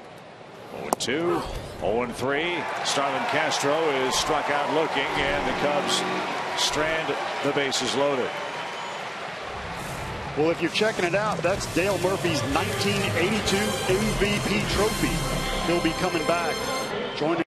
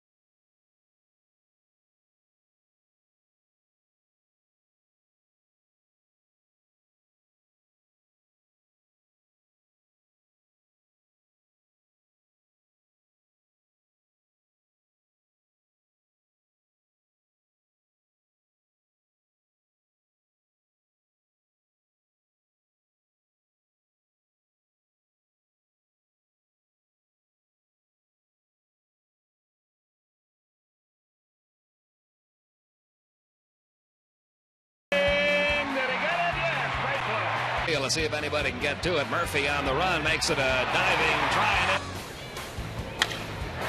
Deep to center field. Mumphrey watches this one. It is gone. Connects for his 25th homer of the year. He drives in his 70th run, and that makes it a 3-1 ball game. That's got to bring back a few memories for the guest in our booth. Two-time MVP and one of the greatest people, greatest Braves of all time, Dale Murphy. Welcome back. Thanks, Chip. Thanks, Paul. Good to be with you guys. Appreciate that highlight there. It's always good to see if it's a color or black and white. So. Was it a film reel? Was it 8mm? And there were so many to choose from. Well, yeah. Wow. Thank you. It's great to be back. I figured this, you know, this is going to be the end. We're going to score some runs for Shelby. Let's go. Let's go. And with all due respect, we know the Braves are struggling a bit offensively. You wouldn't mind getting in there against Jake Arrieta, would you? Big flamethrower for the Cubs, who's leading 3-0. Come on. Well, I wouldn't mind getting in there. That's about all I could do. Come on. Come on. No, I'm done, Chip. I went to a clinic a couple of years ago and people were saying, get in the cage, and I said, it's not pretty, and I got in there and it was so ugly. I said you got to YouTube, Google me and see what you can come up with, because it's ugly now, but I appreciate the confidence. We all get to that age where the mind is willing and the body just says no chance, right? Yeah, you know, I did play in an old timers game a couple of years ago up in Cooperstown. They have a thing on Father's Day weekend, and I went there and I was facing Gossage. Oh, but he was only throwing like 50 miles an hour, and it seemed like he was still throwing 100. Perez grounds to second. Pitcher covers the bag, and Perez with a head-first slide is gunned out. And there's the first out of the inning. Let's see if Freddy Gonzalez thinks about taking a look at this one. Perez hanging out near the first base bag. And Atlanta might challenge this call. Safer out. Tough to see with all the chalk flying up. I don't know that there will be enough to overturn that. But again, I don't understand the head first slide right there. Slows you down. So it's a 4-1 put out. That's how the Braves' fifth inning starts. So Goose Gossage was facing you in an old timers game. Yeah, he wasn't snorting and he wasn't throwing. No, he was trying to let me hit it. Oh, he wanted me to hit it. He's changed. Yeah, he has changed. It was never like that before, and he threw it in there, and my mind said swing, and my mind was the only thing that worked. The body just did not work. But no, I wish I could get back in there. It'd be fun. Simmons a little tapper toward third. Easy play. That's the second out. Growing up in the 80s, when you had a couple choices on the dial, TBS one of them. Loved watching you. I'm a fan right now. I'm not broadcasting right now. I'm in awe. I'm a fan. Oh, Paul, so guys. I got to know who you were just talking about Goose, but who was the toughest guy that you faced in your generation? Well, back in the late 70s and early 80s, prior to his stroke, was J.R. Richards. Okay. The guy was kind of that era is what I like to say. That era is Randy Johnson. I mean, he had no-hitter stuff every night, and guys started coming up with bad backs, a couple days before he pitched, and be like, "What's wrong with your back?" I don't know what's going on. Oh, who's pitching in a couple days? It's JR. So that was a tough staff too, because they had Joe Niekro, JR, and Nolan, and tough mismatches. Little fly ball to center. Shelby Miller stayed in the game. 3 outs on 7 pitches. Murph, we can't let you leave after only 7 pitches. You can stick around for us, can't you? Absolutely. All right, hey, it's National Ice Cream Day. We'll get you warmed up. We'll talk about that when we come back. It's 3-0 Cubs after 5.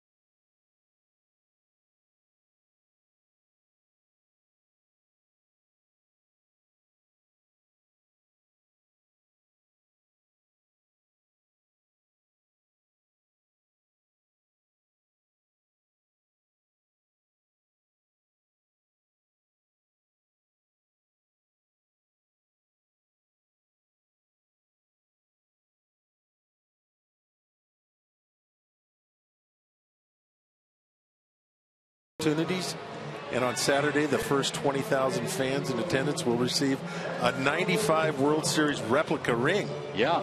Also get here early for the 6th annual Legends softball game that Saturday. For tickets, visit braves.com/alumni weekend. I might come. That might be the only ring I get. I think there's a good chance it's the only ring I'm going to get. But hey, and you might get to hit against Smoltz because he lives for that softball game. I know he does. He goes absolutely crazy. He wants to have the Little League Legion game, hit 4 homers, throw the no-hitter, make all the plays at shortstop. The last time I played in that softball game, Smoltz was jumping the fence and robbing guys. But what a great summer. Excited for Smoltz in Cooperstown. It's going to be fun. Yeah, the Braves have really had a lock on the All-Star festivities the last couple of years, and you had an opportunity to play for Joe Torre and Bobby Cox. I'm going to ask you about that as Siriaco makes a beautiful play at third to rob David Ross. Outstanding effort at the hot corner by Siriaco. There's out number 1. Bobby Cox, Joe Torre, 2 great managers, 2 great people. I owe so much to both of them for kind of different reasons. Actually, Bobby Cox for saving my career, for getting me to the outfield and hanging in there with me, which he did for a lot of guys. He hung in there, a lot of patience with a lot of guys. And then offensively, I had my best years under Joe Torre. We kind of related well as far as hitting was concerned, and he talked to me a lot about hitting. So, they're both Hall of Famers for, obviously good reasons. Great managers, great guys. very lucky to have played for both of those guys. And Bobby, I've told him before, I said, all I can say is thank you for hanging in there with me and giving me a chance. Jake Arrieta is the hitter, and down quickly 2 strikes to Shelby Miller, who's trying to buy some innings for the Braves bullpen, maybe find some rhythm, and that'll help. That's his 8th strikeout. And how about Jake Murphy, your son, University of Utah, 25 years old, 6'4", 252 pounds. He reports to the Bengals in 2 weeks. That's right. Did he run some pass patterns in the backyard? Yeah, he did. Jake's doing well. Had great OTAs this offseason with the Bengals, and reports in a couple weeks. And tight end. And I don't know where he got his hands from. Must have got them from Nancy. I don't know. Well, we saw that highlight film where you had a dive out there. I got to think you helped out a little bit. Well, Jake's working hard, and we're really excited for him, and loves the organization with the Bengals, and they're doing well. Been in the playoffs, trying to get to that next step. So, Murph, it's always a pleasure to see you, man. Hey, thank you. You're here for the Braves Hall of Fame. We'll see you tomorrow. Don Sutton's going in. That'll be a special day. It's always a treat for us to have Dale Murphy. Thanks, Jeff. Thanks, Paul.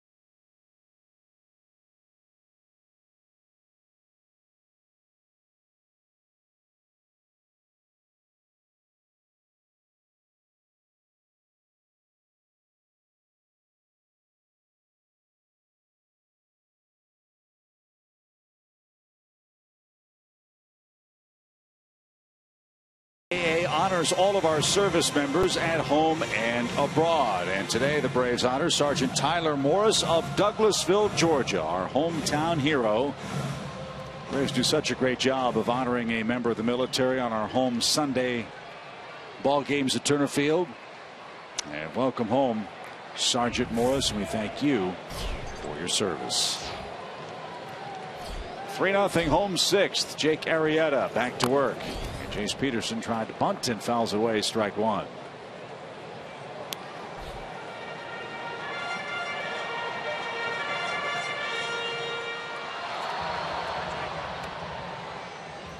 So beautiful to see. I always felt that our tough days just did not compare to anybody in the military. And after visiting Bethesda Medical Center in Washington, it really put things in perspective for me.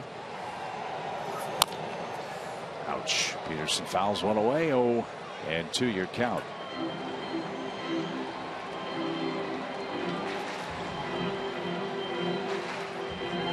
And it wasn't so long ago, 40 years ago, when men and women wearing something like that weren't greeted like that. You're right. Thankfully, that's no longer the case. No balls, 2 strikes. And I think you have to put your political opinions aside and say, I have somebody that's risking their life for me and for my country, and they deserve to be thanked and they deserve respect. And they choose to do it. They aren't forced to do it. They choose to do it. That's the most amazing thing. 1-2 pitch. And a swing and a miss. Chase Peterson struck out for the second time today. He's been striking out quite a bit. That's 5 in the last 2 games for the Braves second baseman. There's out number 1. And 7 for Arrieta. Cameron Maybin's 0 for 2. And 1 for 9 in the series. Cubs pitching is not a fluke. You run into Lester and Arrieta, you've got a fight on your hands. Lester shut him out last night. Arrieta's winning 3-0 today. He's given up just 1 hit. That the A.J. Pierzynski double back in the 4th inning.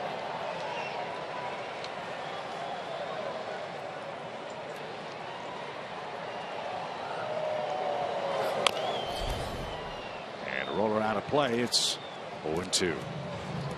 We will see the Cubs in August. The Braves will play the Cubs in a 4-game series in Chicago. Thursday night, August 20th, Friday afternoon, the 21st, Saturday, the 22nd, and Sunday, the 23rd. That will follow a 3-game trip to face the Padres in San Diego. Swing and a tip off the glove of David Ross. Maybin's still alive. Actually looking forward to seeing Wrigley Field. Always a treat to go there, but all the renovations they have made with the bleachers and the video boards and the like, looking forward to seeing that in person.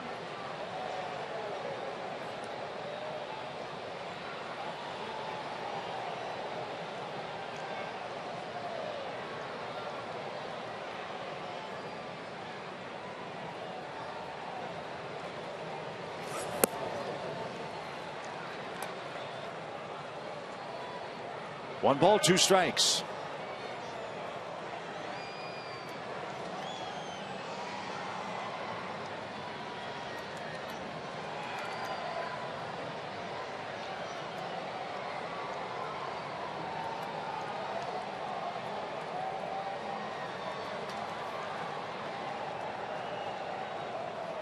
Arrieta really slowing the pace of the game now as we've reached 7 o'clock in Atlanta.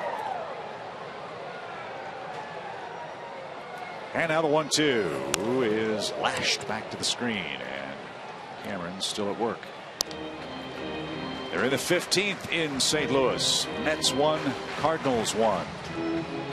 Phillies beat Miami 8-7 on a Jeff Francoeur walk-off homer. Zach Greinke shut out Washington 5-0. Cleveland beat the Reds 5-3 in 11. Milwaukee beat the Pirates 6-1 today. And Maybin rewarded with a good at bat. A solid clean single to center. That's the second Braves hit.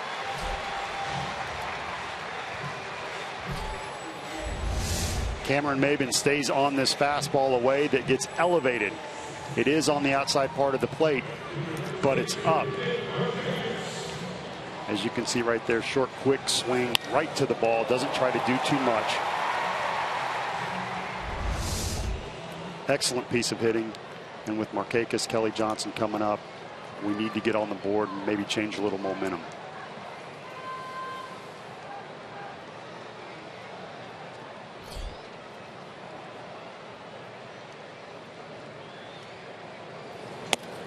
That's way high.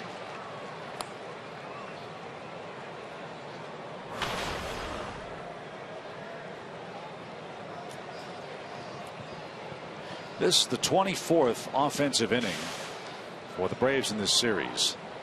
They have multiple hits in 3 of those 24 innings.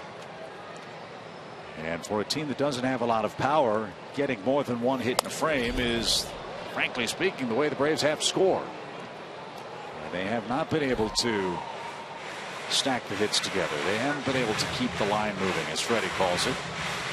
And the Cubs, with an outstanding pitching staff, have had very good results in the first 3 games. Braves won game 1 of the series 4-2. Lost last night 4-0 and trailed today 3-0. Now Arrieta starting to fall behind. The reason for that is Maven's on first base and he can steal. Arrieta has not been tested a whole lot today, and you're going to see he's rushing this pitch. He tried to go really quick with a high leg kick, didn't finish his pitch, missed arm side, and it's up and away. So now the count's 2-1. Even if Maven doesn't steal, he is changing the game just by the fact that he is fast. And now you see a throw over, which tells me Arrieta is trying to keep him honest. And Chip, when you're relaxed the whole game, you relax, and all of a sudden now you got to be quick to home. Sometimes your control will suffer. Braves have a chance here to build on something. 3, 4, and 5 hitters are scheduled in the inning. You know, Przinski's lurking as well. 2 balls and a strike. And after the throw over, Arrieta missed again. It's now 3-1.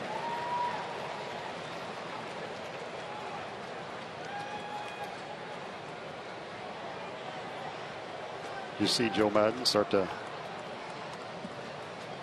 look up and down the lineup with Arrieta having 85 pitches. Definitely not too many yet, but it's that time when you start thinking about possibilities and whether or not your pitcher would have a long inning, what you would do. Bouncing ball up the middle. Castro has only one play, and it's to first. Herrera was flashing in front of the second base bag, hoping he would get a throw from the Cubs shortstop. That would have been a miraculous play. With the lead, he makes the sure play and gets the second out at first base. That's a good decision right there by Castro, not forcing the issue, making sure that you get one out. And what is the T-shirt that Joe Maddon and the Cubs wear about the simple things?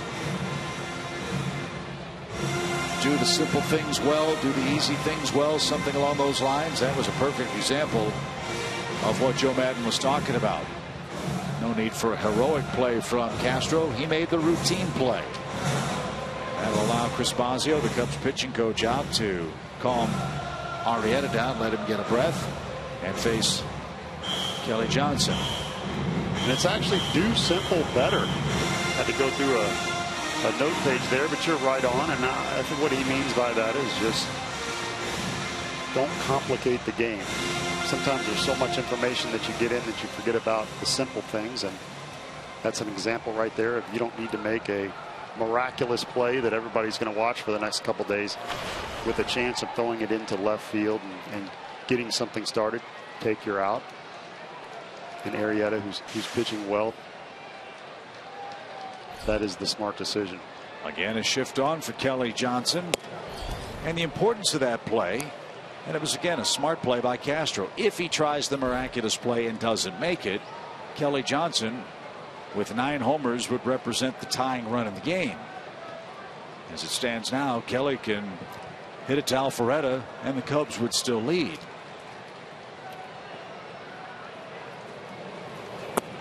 So good decision by the Chicago shortstop. Now Arrieta's got to take advantage. He's fallen behind though. 2 balls, no strikes.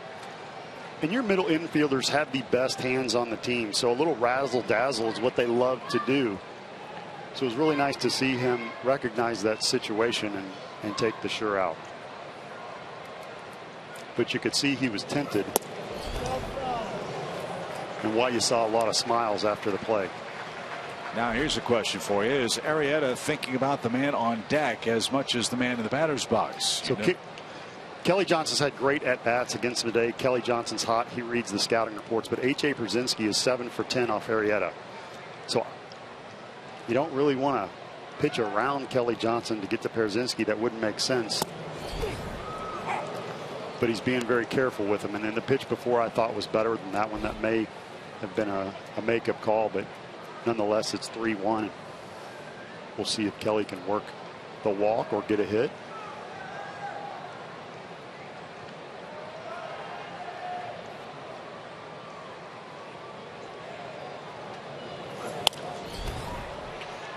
Now it's full count.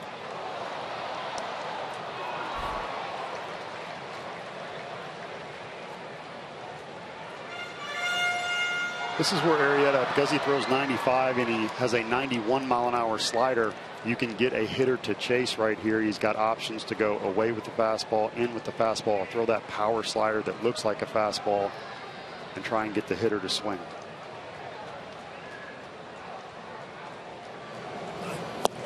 swing and a miss. He fell behind 3-0, and Kelly Johnson swung and missed a breaking ball, and Atlanta is out of luck in inning number 6. 8 strikeouts for the Cubs right-hander, and the top of their order is coming up in the 7th with a 3-0 lead.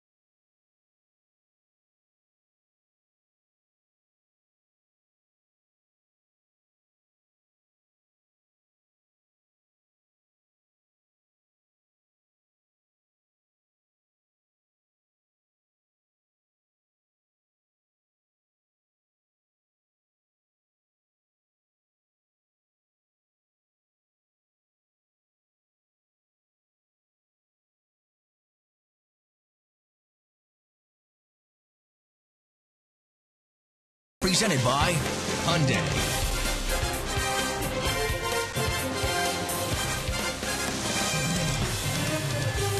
That's a fancy ride. The Hyundai Genesis.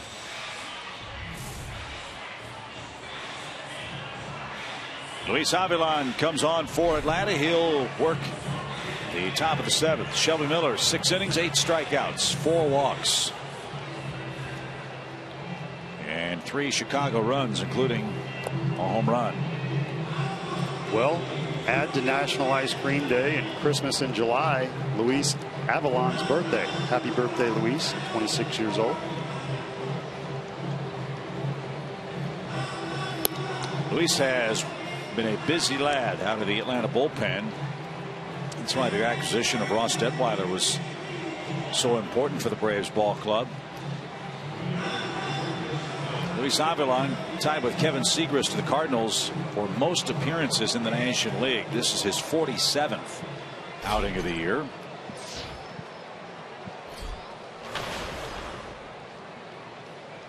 Luis pitched a scoreless inning on Friday night. Did not pitch here last night. So he'll turn Dexter Fowler around, make him hit right-handed. And Chicago leads 3-0 after 6. Shelby Miller's winless streak will run to an 11th game today.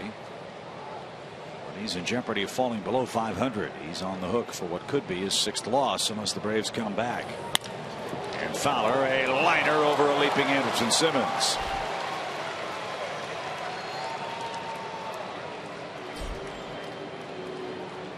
Second hit for Fowler, but he's been on base a lot in this series. 2 hits, 5 walks in 3 games. Better right-handed hitter than he is left, and just out of the reach of Simba, who can get up.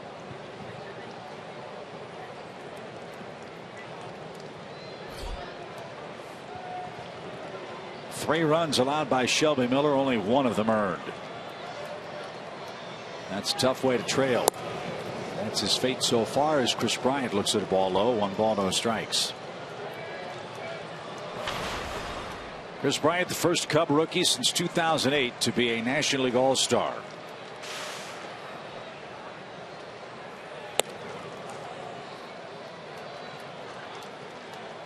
Most impressive thing to me is that he got there late. Didn't start the season, was still an all-star, and now leading the team in RBIs. Yeah, there are some critics of that move who couldn't understand the simple math that 7 years of control is better than 6.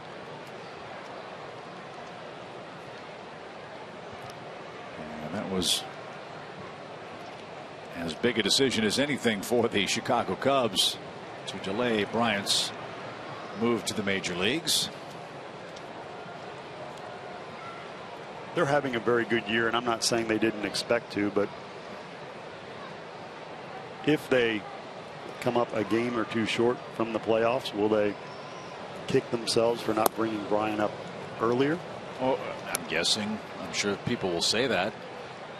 If they don't make the playoffs, I would say it will be because they don't have a good stretch right after the All-Star break. Like I said, this is the Cubs' time. If they are going to take a step forward, they're playing losing teams for the first 2.5 weeks after the break. If they don't put together a good run facing the Braves, the Reds, the Phillies, the Rockies at home, Milwaukee on the road before they get to the Pirates in the first week in August, well, that won't have a lot to do with Kris Bryant not being there for the month of April.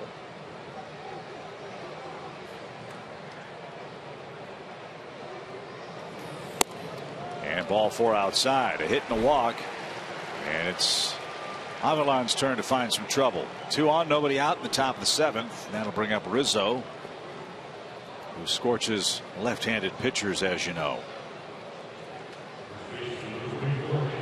The other thing for the Cubs to think about, they got a lot of the Cardinals and a lot of the Pirates in the final month. Their final week of the season, they finish on the road, 3 in Cincinnati and 3 with the Brewers. 2 teams having rough years. Of course, the Reds, owner Bob Castellini the other day said they may be open for business. They could have 4 or 5 players traded, which will make that central race all the more interesting with the Cardinals, the Pirates, and the Cubs all in postseason contention. 2 on, none out for Rizzo. And a bouncing ball to first. Kelly fires second one. Throw to first is in time. Avilan got a double play and caught the ball to first for the second out. That's a big play. Fowler to third, 2 down.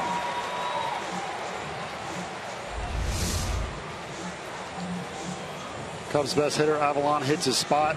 Now watch Avilan cover first right here. Kelly Johnson with the nice move, and watch this footwork. You want to hit it with your right foot, but he's going to catch it, overrun the bag, and he reaches back with his left. I don't know if you have to take a little yoga to do that, but that was excellent footwork, balance, and showing that pitchers at times are athletes. Tom Glavine loves you right now. Braves will walk Jorge Soler and go lefty-lefty with Chris Coghlan, who waits on deck. Again, it's an interesting strategy. Avilan gets righties out more effectively than lefties. Let's see how Coghlan does against left-handed pitchers. He's hitting 130 against southpaws, so something's got to give in this sequence. And Chicago will have him first and third with 2 outs. There's the intentional walk, and here are the Coghlan splits.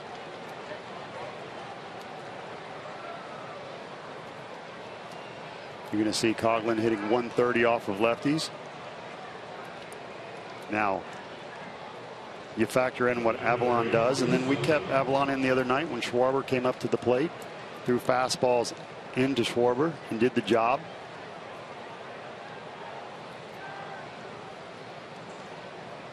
I'll be interested to see how he will pitch him right here.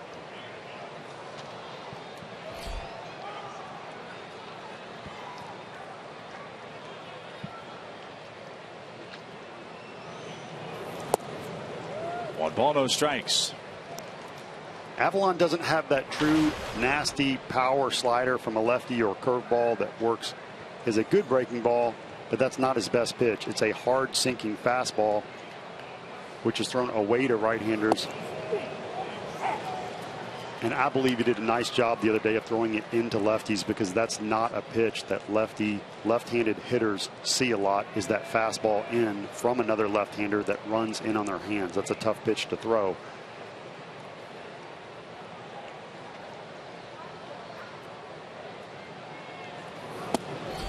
Fooled him badly. 1 ball, 2 strikes. Something else to factor in is how a man's swinging the bat lately overall. And that's the case for Coghlan. He's got 3 hits in his last 19 at bats. One of those hits came against Shelby Miller in the Cubs' 2-run second.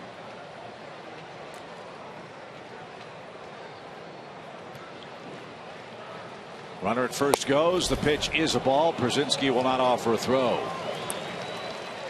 And Soler steals second. That takes away the force.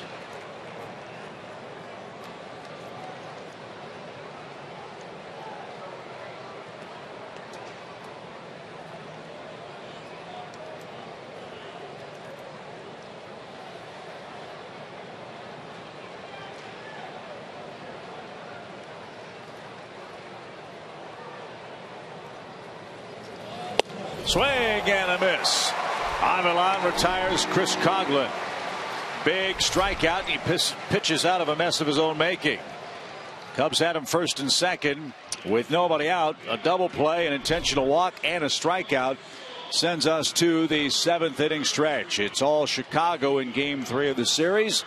3-0 Cubs. Braves have but 2 hits. Perhaps Timothy Miller will get the Braves bat rack hot on a warm day in Atlanta. He makes his way to the center of the diamond to perform another splendid rendition of God Bless America here before a big crowd in Atlanta at Turner Field.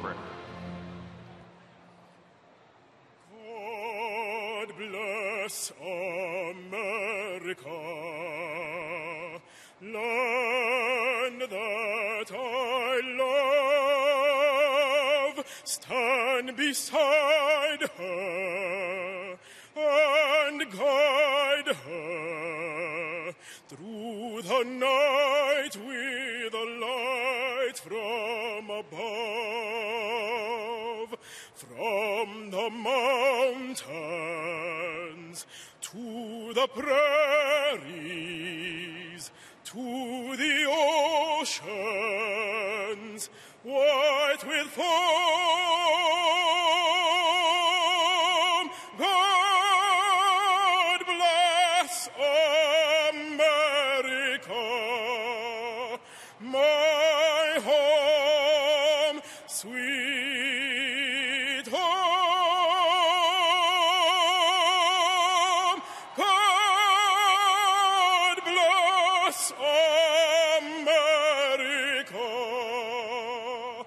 my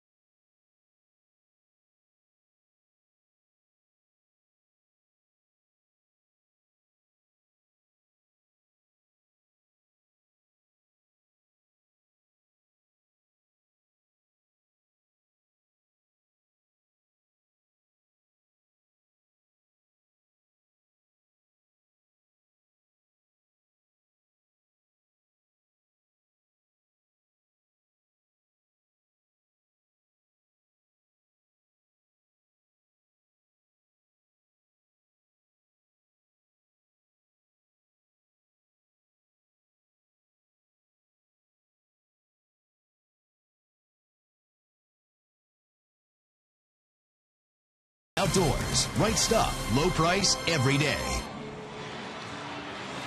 Cubs leading the Braves 3-0 in the bottom of the 7th, but whoever's a fan of the Wizard of Oz, I'm going to take you behind the curtain right now with a Major League scouting report. This is what is handed to you when you're a pitcher in Major League Baseball and a catcher. You're going to see the hot zones. This happens to be Vladimir Guerrero, one of the greatest hitters that I've ever faced. And look up here, you're going to see upper right there. You're going to see he's very cold. That's really unusual. Hot down here because he used to play a game similar to cricket in the Dominican Republic. And if you look over here, sliders, first pitch sliders, he hits 700. Curveballs. So how do you remember all that stuff? Well, then you got to factor in how you pitch against him. But if you thought you were going to fool him or make a good pitch, you can see he's even hot down beneath the strike zone where you would make a good pitch.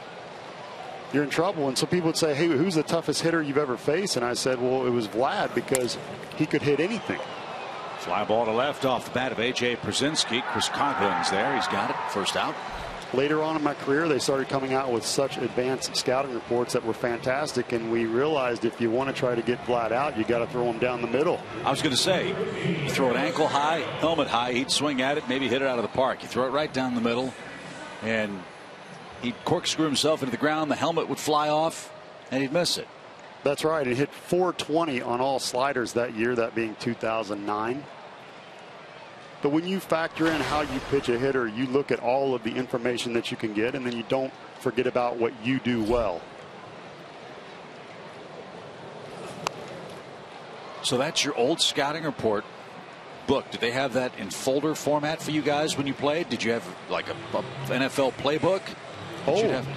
Real old. I mean, I just did a Where Are They Now for Philadelphia, and now you're saying my old scouting report. 09 Chip. But yeah, you're right. You factor all of those different things in, and then I would tell the rookies, I would say, hey, you know what? Let's just say a guy's really hot and it's your best pitch. In the case of Vladimir Guerrero, he hits 350 in a certain area. I would just say he's still going to get out if you don't walk him 60% of the time or a little more. So the odds are still in your favor. So don't let this cause you to be fearful. You make your pitches, you attack. And if you don't walk people and make quality pitches, you will have a good game. What I wonder, though, is as Siriaco awaits an 0-2 pitch, if there's too much analysis. So much of this game is based on statistical evaluation of, like you showed on that chart. Well, Vladimir Guerrero on first pitch sliders hits 720. Well, is he going to hit Randy Johnson's slider? Is he going to hit Paul Bird's slider? Is he hitting the slider right now?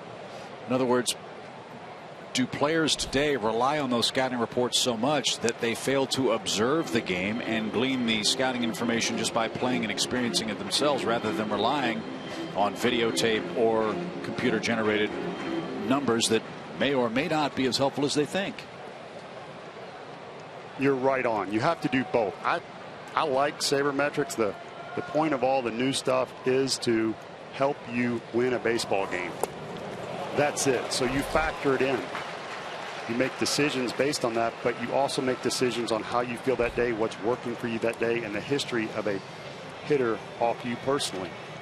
As we see Arrieta right there with another nasty slider. So if that's working for him that day, and a hitter walks up like Vlad that's on fire hitting sliders, then you have to make a decision on which way to go. And that's why I love baseball so much, is just the chess matchup between the pitcher and the hitter that goes on, all the calculations that you have to make, the situations, in a matter of seconds. There's not a hitter right now that's touching his off-speed stuff. Nobody. And now David Ross may have spotted something as Arrieta is ready for his 100th pitch. Most strikeouts he's ever had in a game is 13. His season high this year is 10. That came on May 12th against the Mets. He's sitting on 9 strikeouts with 2 outs in the Braves' 7th, and Yuri Perez the batter.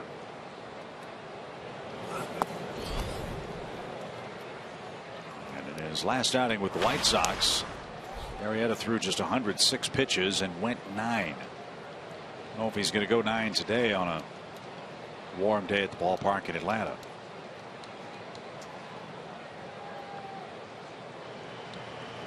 And the Cubs bullpen's busy. The 1-1 pitch is bounced. A fair ball squibbed down the first base line.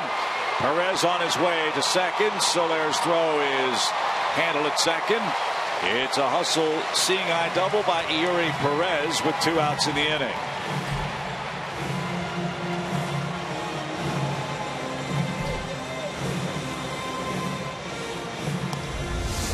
Excellent job by Perez of putting the bat on the baseball. Crept over the middle, as you can see. He inside outs it. Now watch this run around first base. You can see he pauses for just a second and then turns on the burners with 2 outs, trying to get into scoring position for Simba. That is great base running, hustle, not assuming anything. Momentary turnaround first base to evaluate the situation. Great job right there.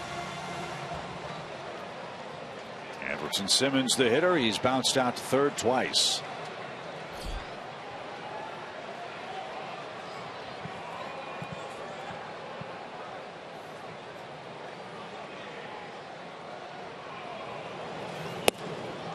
And that's high. 1 ball, no strikes. Arrieta's still throwing hard at 102 pitches, 93 miles an hour on that last fastball.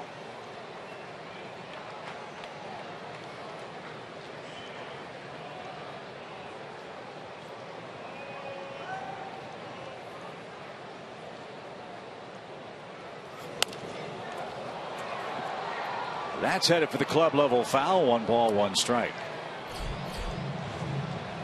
Mets and Cardinals still playing. They're in the 16th inning in St. Louis.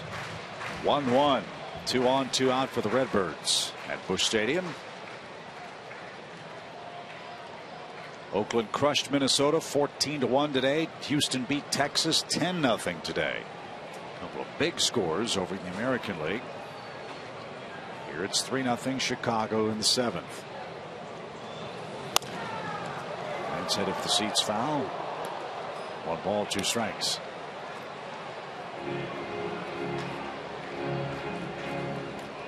A lot of talk in the clubhouse over the Braves' fastest man. We may have to put Yuri Perez in that mix.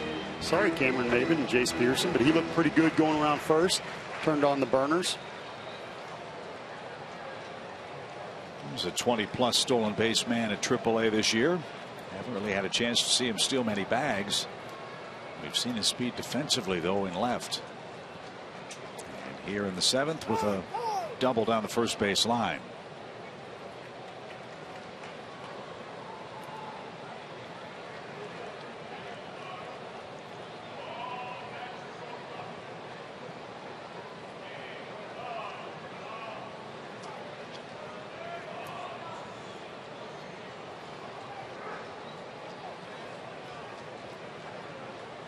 One ball, 2 strikes. Just missed the corner. Arrieta thought he had Simmons struck out.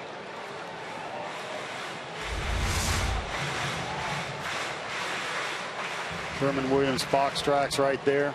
Ball in the inside part of the plate just misses.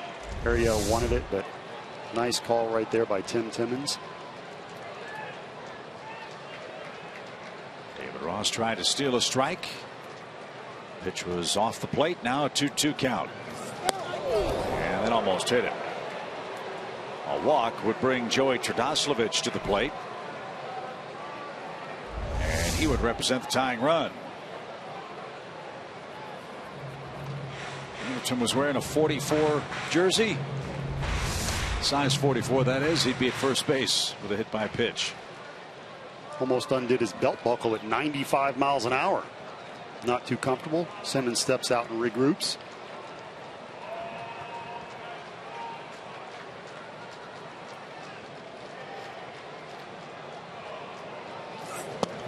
Ball 4. Tying runs coming to the plate. Joe Madden wants to get Arrieta through this inning if he can. The pitcher spot is due 3rd when the Cubs hit in the 8th. But at 107 pitches, it'll be another visit from Chris Bosio. And Chance to offer a scouting report on the Braves pinch hitter Joey Trdoslavich. That's the third walk for Arrieta. The first two came in the first inning. Fans all year long, our friends at Delta Airlines get us from city to city and town to town.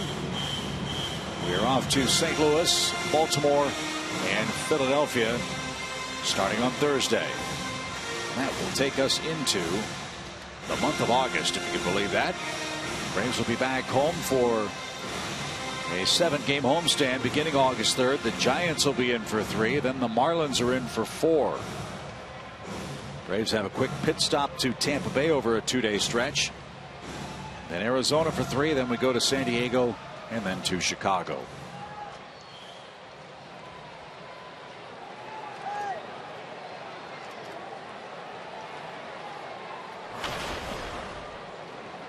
Cubs getting their infield defense set up for Joey Trdoslavich. Move at for Luis Avilan, who worked a scoreless 7th. A long ball ties it up. And downstairs, ball 1.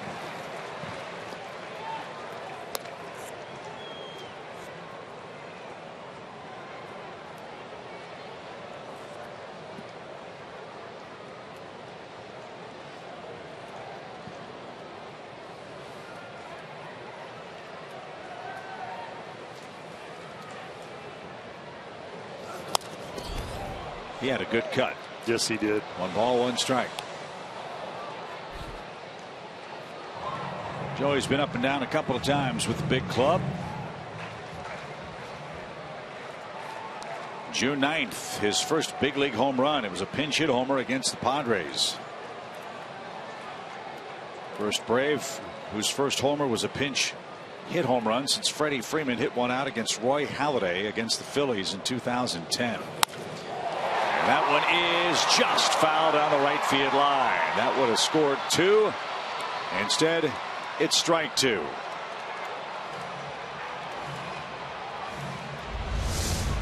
Trdoslavich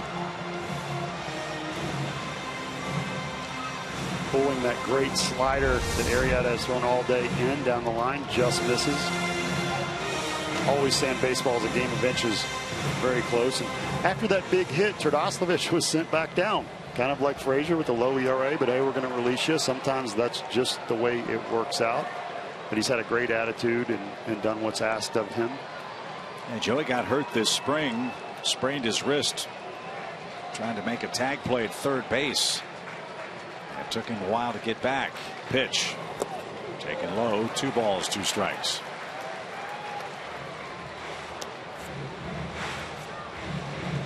This is a nice at bat right here, coming off the bench and really giving Arrieta a little bit of trouble, who's been, as we talked about, nasty all day long with 111 pitches, and that's not easy to do. It's not easy to hit once a week, come off the bench and see this kind of caliber pitching and be on the slider like he has been, and not chasing anything and catching up to a fastball that's 95. This is a great at bat already, regardless of what the outcome is.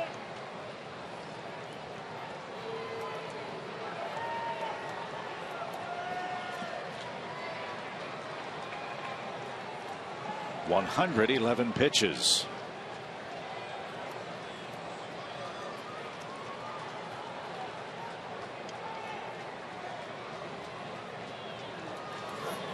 And a swing and a miss.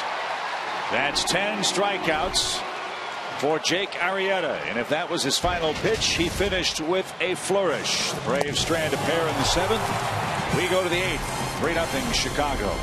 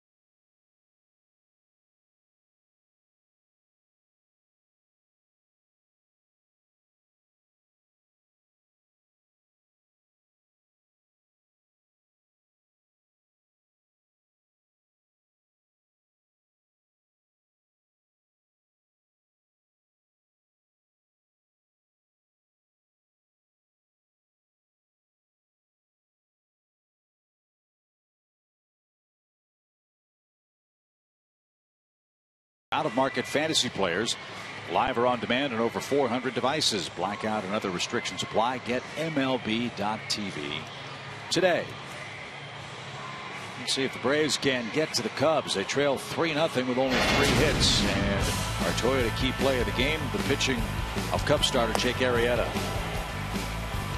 Well, David Ross said earlier in spring training that he was electric. We have certainly seen that today. #1 stuff, fastball, sliders, as he goes with the front door slider and also throw it back door. He has been in, out, up, down, and it's translated to 3 hits, 3 walks, and 10 punch-outs. 112 pitches for Arrieta, who pitched best when the Braves had some scoring chances today. Chan Hartzog, our fine statistician, tells us the Braves are 0 for 5 with runners in scoring position today and have 5 strikeouts in those situations. So Arrieta set him up and mowed him down. That's what we hope David Ardsma can do. He's on for the 16th time. David's done good work in relief, and he's got the bottom part of the Cubs order coming up in the top of the 8th. And in the dirt. No swing, 1 ball, no strikes.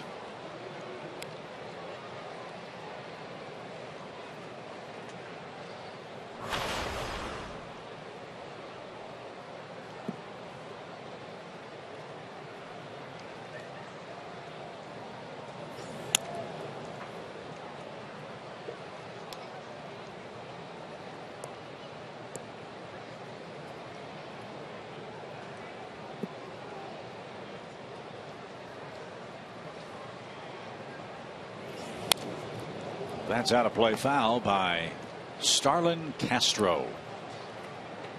Young man's already been signed to a long-term contract in Chicago. He's only 25, signed through 2019, already a 3-time All-Star.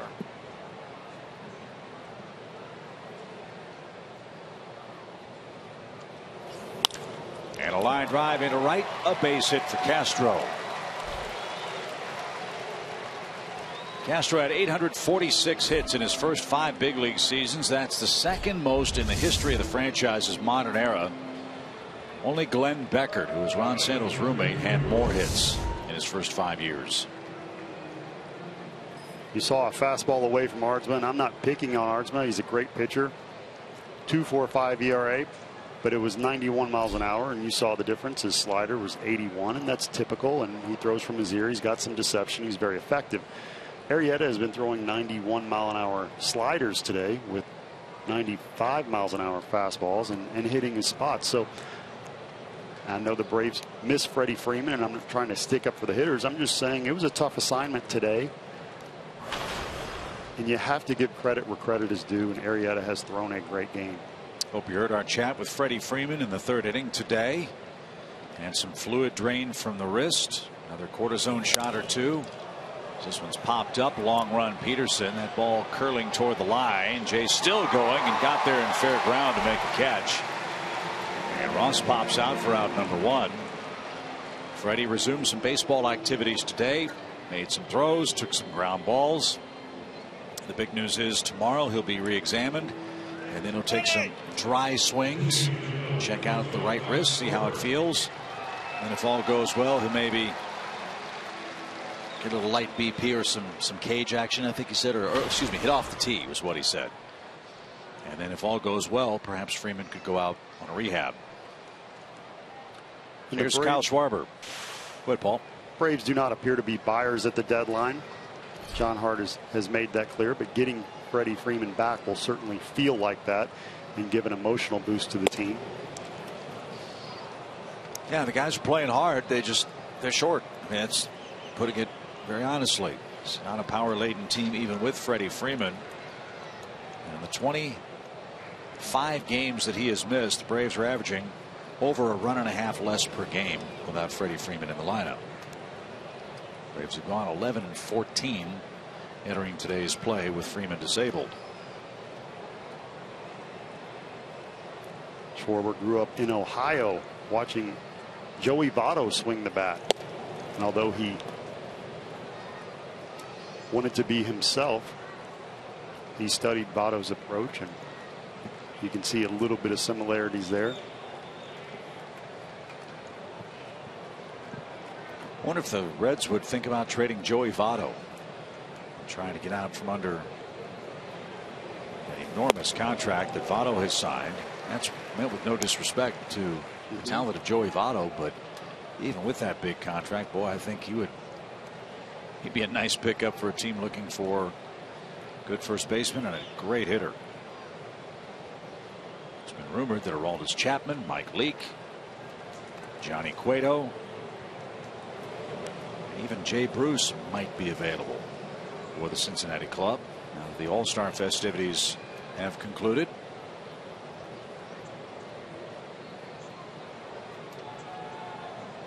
I believe Cueto pitched today for the Reds, who were beaten by the Indians 5-3. Swing and a miss by Schwarber, didn't get it. 2 balls, 2 strikes. And it was Cueto and Carrasco in the Battle of Ohio today. And the Indians won in extras.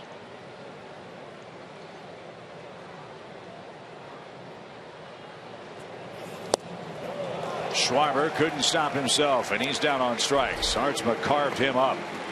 There's some good pitching. 1 on, 2 outs now for Jonathan Herrera. You notice Hartzma, this ball does not run. It's straight, but it comes from his ear. It's on the outside corner, down and away. Effective velocity higher than 91, beating Schwarber. Well, Herrera had a big hit in this ball game. It came with 2 outs in the 2nd inning. First pitch from Shelby Miller. He whacked it into center field for a 2-run scoring hit. That's all the offense the Cubs have needed so far today. They lead 3-0.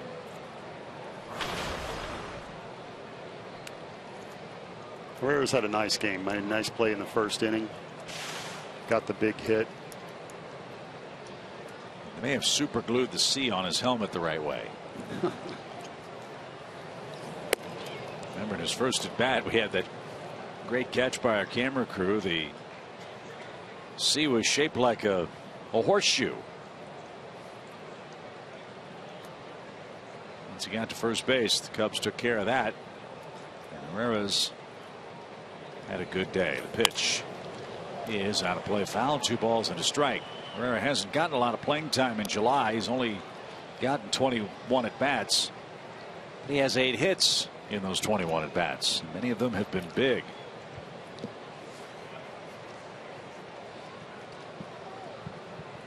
The go ahead RBIs for the Chicago infielder. Spent a lot of time with the Colorado Rockies.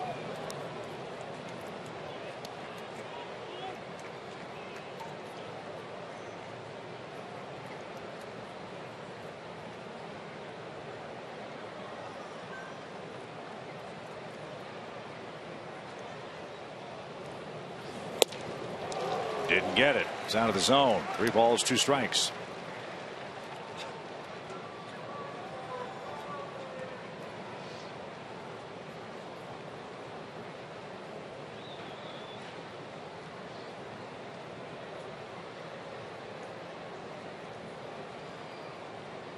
Three-two pitch, runner goes, and a line drive to left. Herrera, another hit.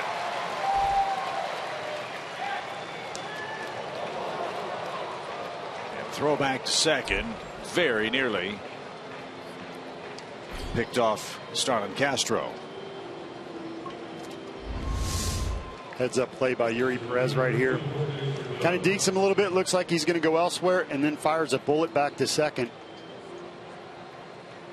Jace with the tag, very close. I like that.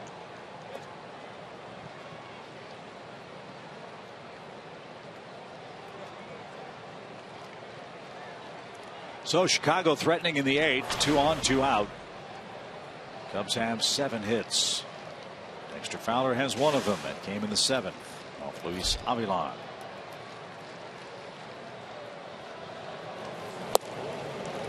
And that's a ball low.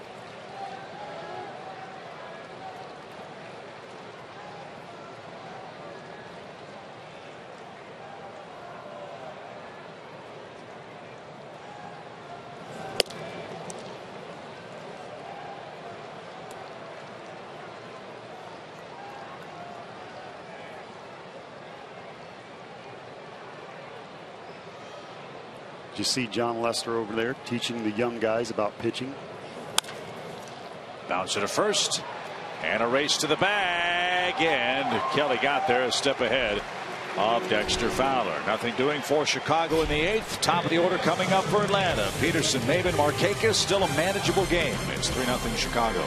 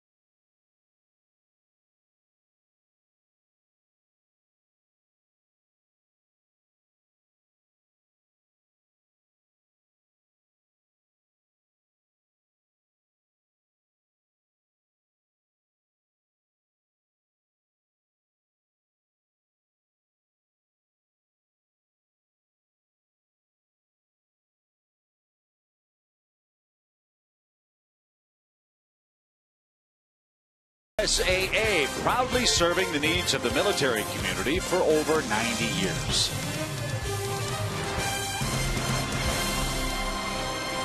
Joe Madden, growing up in Pennsylvania, was a Cardinals fan.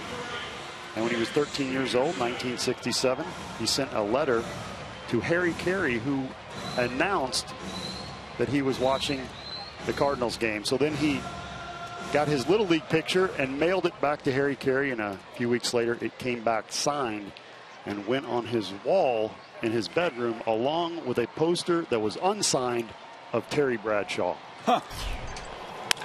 First pitch from Pedro Strop is cracked toward right center field by Jace Peterson, and that'll bounce off the warning track and into the seats. A ground rule double, and that's how the home 8th begins. There's Jace getting that swing going. 16th double of the season. Didn't waste any time. Fastball away, elevated just a bit, but a good pitch.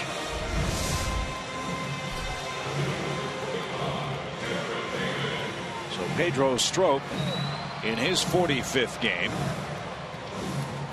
Strop had some trouble in the 8th inning in game 1 of the series.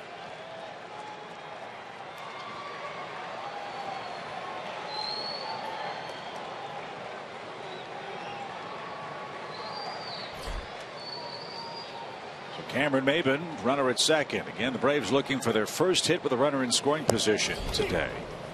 0 for 5 with 5 strikeouts. Right guys up, right time of the game. Let's get 4, get Jim Johnson in the game, and go home with a series win. I like it.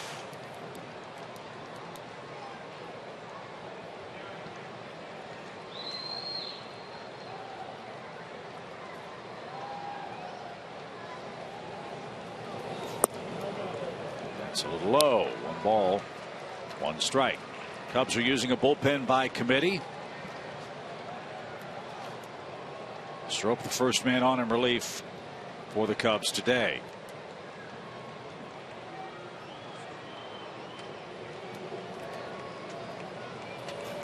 Strop's trying to right the ship. July 8th against the Cardinals. The Cubs were a strike away from taking 3 out of 4 against the Cardinals, but Strop gave up a 2-out, 2-strike, 2-run homer to Johnny Peralta that won the game for St. Louis and earned them a series split. And then here on Friday night, couple of walks, and the Yuri Perez 2-run single to right decided the game in the Braves' favor 4-2.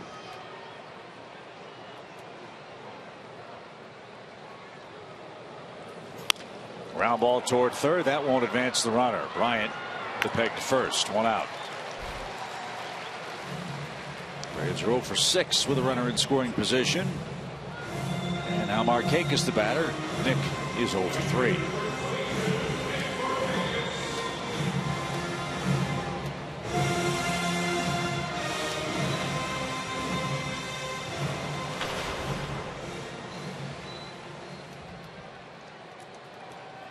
Markakis 1 for 11 against the Cubs in the series. And that's taken low. Ball 1. Sunday night game tonight is in Los Angeles. The Red Sox will face the Angels. Chance for the country to see Albert Pujols and Mike Trout. 1 ball, no strikes. Halos took over first place in the AL West on the final day before the All-Star break, and they have extended that lead. Joe Madden's former boss Mike Scioscia has led the Angels to 8 wins in their last 10 games, and now a game-and-a-half lead over the Stros out west. Took a strike, 2-1 at the knees. Strobe working very fast. You'll see on his motion he barely comes set. I'm not a fan of that unless you're trying to hold a runner on, which in this situation you're not. With a 3-run lead, you're going to see him to center, but playable for Fowler. Dexter's got it, and not getting the runner over by Cameron Maybin cost the Braves a run. That fly ball would have been deep enough to score the first run of the day. Instead, there's a runner at second, 2 out.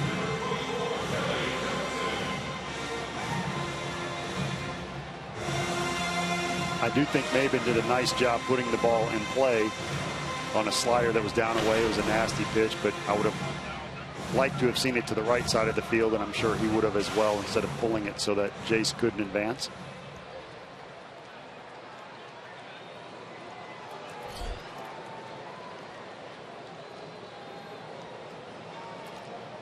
Shift on again for Kelly. If he hits it right at Jace Peterson, that'll be a big RBI.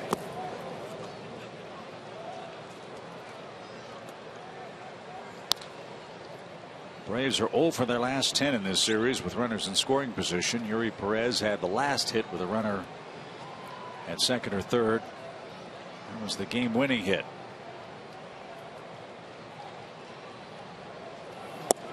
Game Friday night. 1 ball, 1 strike.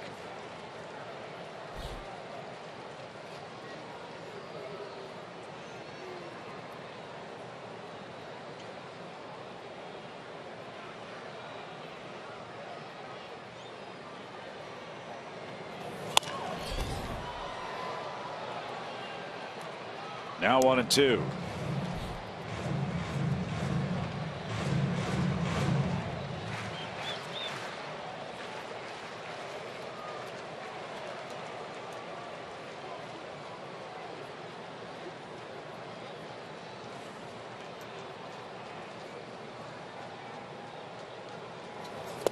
Swing and a miss. Atlanta got a leadoff double, and then Strop shut the door. We go to the ninth.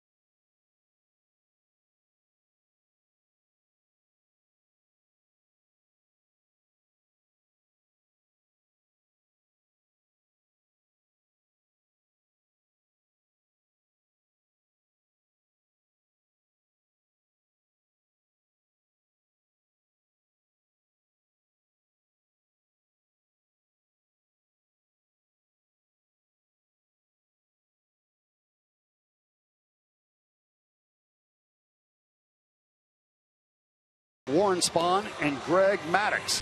Packages start at just $48 per seat, so visit braves.com/franchise4 to take advantage of this limited time offer today. Man, that's a good deal. And a good looking shirt. Now let's see if Paul can get on the board with our AT&T Universe trivia question. Shelby Miller's thrown 2 complete games this year. Who holds the Braves single season record? The Atlanta Braves single season record for most complete games. And I said Phil Niekro. Show me Phil Niekro. Chip, who do you got? I'm with you. I think that was the answer. And it was. Oh, he's on the board. What a day. Congratulations. What a day.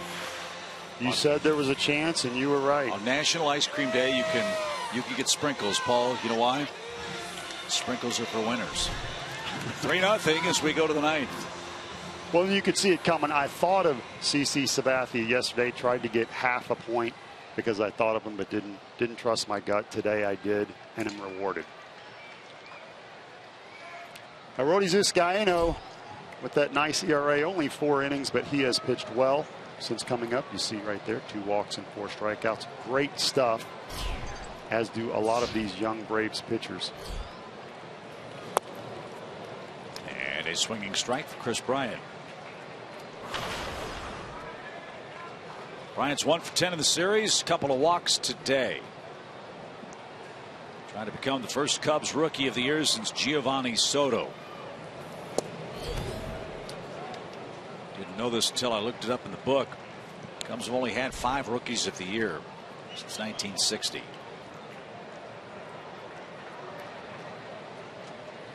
Billy Williams, Kenny Hubbs,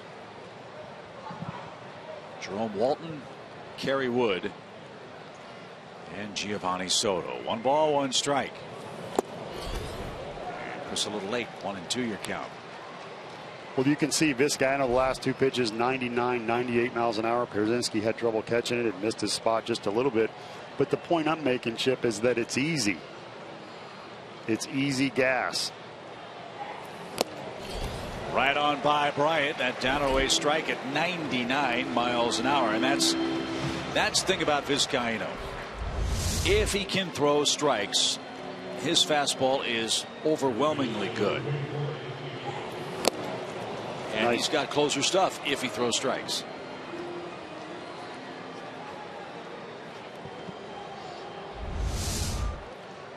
So Bryant, a feast or famine day today. 3 strikeouts, 2 walks. And here's Rizzo. He's 0 for 4. Including a niftily turned 3-6-1 double play by the Braves in the 7th. Ball 1. And you can't teach that. You can't teach 98, 99 miles an hour. You can clean somebody's mechanics up and maybe get 1, 2, or 3 miles an hour tops out of them. But I do believe that you can teach control. Picking up your target, relaxing, repetition.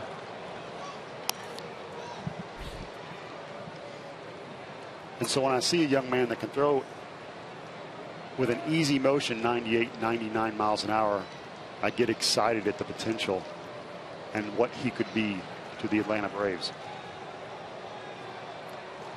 1 ball, 1 strike for Anthony Rizzo. And that one hit up the middle. Diving stop Simmons. Gorgeous play.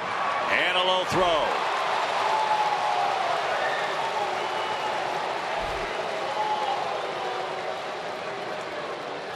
Adelton upset that he could not seal the deal at first. A great stop. But the throw skipped to first and Rizzo beat the wrap. It really was. And he had trouble getting up right here just for a second. Throw with the bounce. Nice hustle by Rizzo. So close. We've seen this so many times. Him rob guys of hits. And almost did it again.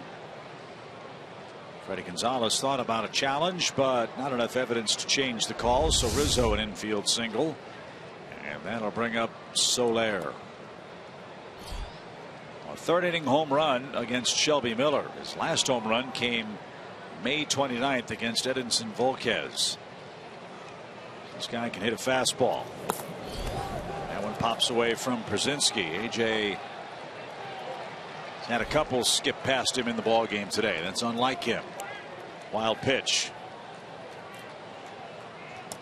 And he's playing day after day after day. Usually on Sunday you switch up your catcher, do it on Saturday night game, but today with the 5 o'clock start and him hitting so well and his numbers against Arrieta, he had to be in there.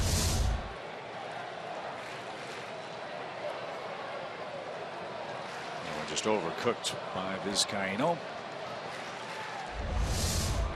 And now runner at second. New set of signs for the Cubs right fielder Jorge Soler.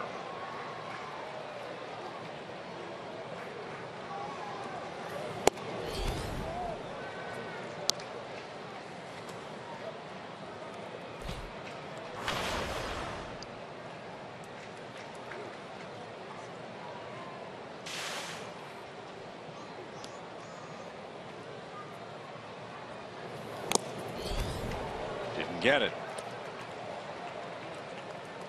Soler played at 4 levels last year in the Cubs organization. Hit 20 home runs.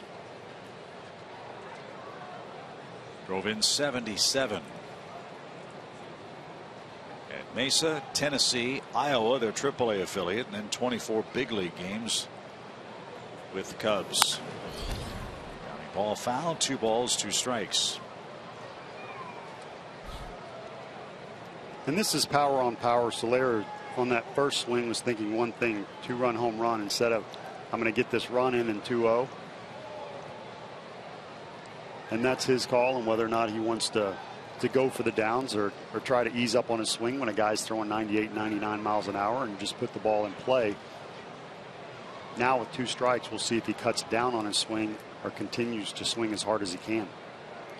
2-2 pitch. Popped him up. Kelly Johnson at first will make the play. There's the second out.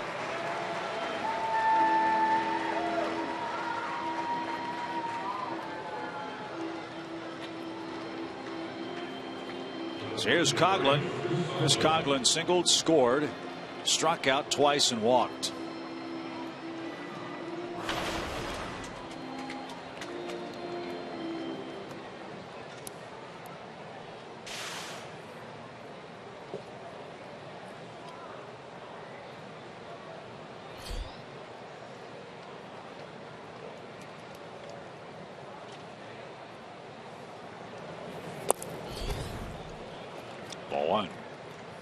Wow, how about this rarity as we look at the scoreboard? The Rockies and Padres playing at Petco Park in San Diego were rained out today. Do they even have a tarp in San Diego? I don't think they do. Longest streak in the majors without a rain out. When I was playing. 2 balls, no strikes. So the Rockies and Padres rained out. Saw right above that score the Mets have finally broken through in the 18th inning. Mets 3, Cardinals 1 at Busch Stadium. Mets appear to be in position to gain a game on the Nationals, who lost to the Dodgers today 5-zip. Strike called outside edge. Dodgers on their way to Atlanta as we speak. We'll open up a 3-game set here tomorrow night. At Whistler, Brandon Beachy, the former Brave, will make his second Dodgers start as he attempts to come back from a second Tommy John surgery.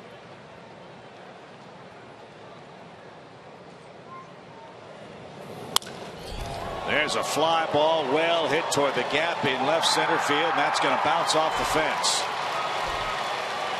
Chris Coghlan with an RBI double makes it a 4-0 Cub game.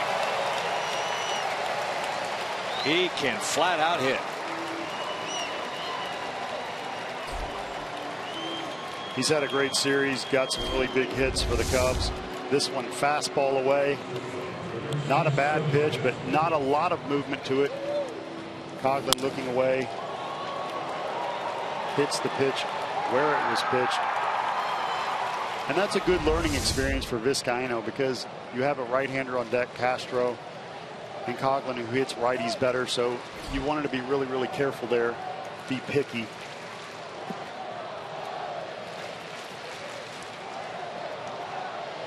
So Starlin Castro with 2 outs. Cubs lead 4-0. They have 9 hits and he hits one a mile high to center. And Cameron Maybin says he's got it, and he does, and that's the inning. We go to the bottom of the 9th inning. The Braves up for their last call. Cubs 4, Atlanta nothing in Game 3 of the series.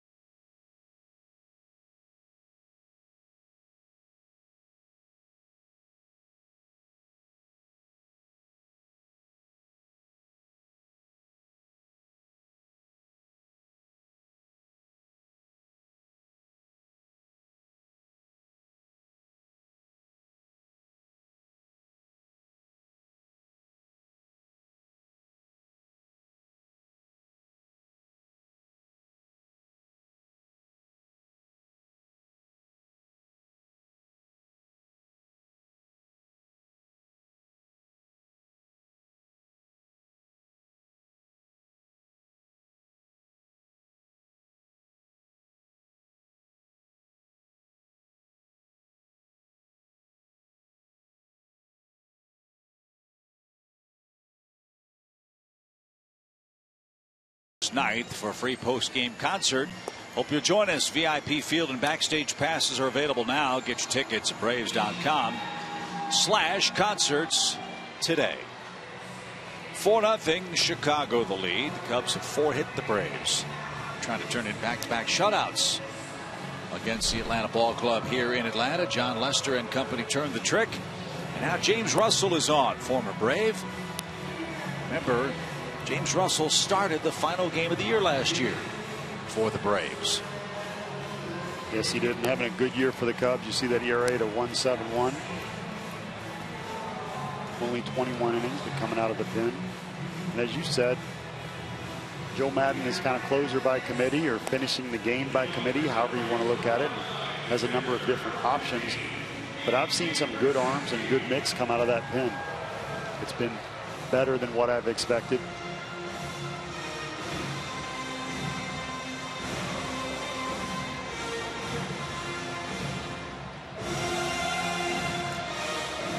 So here we go to the last of the ninth. A.J. Pierzynski will lead it off. He's 1 for 3.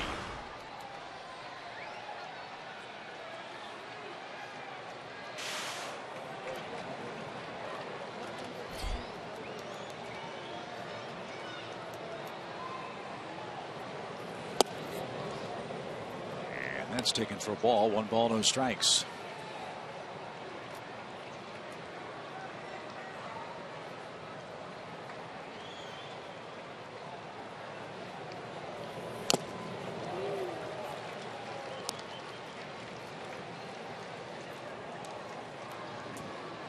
About James Russell, like Luis Avila, he had the reverse split thing working last year. Did a nice job with the Cubs. Came up May 5th. He's given up 4 earned runs in 33 outings. And has held the opponent scoreless in his last 13 games.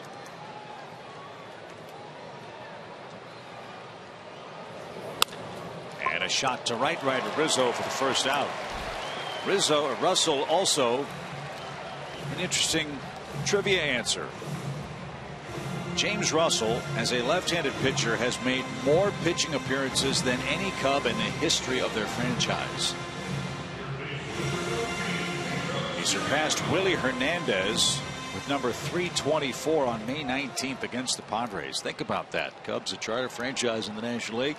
This guy's pitched more games than anybody else as a lefty. I would not have gotten that one right. Me either.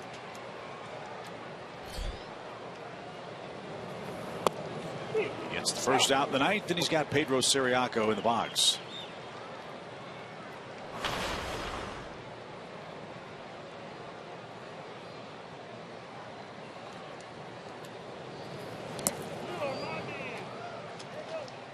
That in the dirt. 1 ball, 1 strike.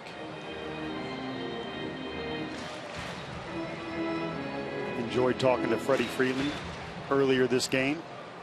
I think everybody's excited about him coming back. Once he starts swinging off live pitching, that is when he'll be tested. As a pitcher coming back from Tommy John and shoulder surgery, you never really knew what you were going to get until you got into a game with a crowd, got amped up, adrenaline flowing, and then you reach a new level. And that's, I believe, when you test those injuries the most. Little pop and just foul at first.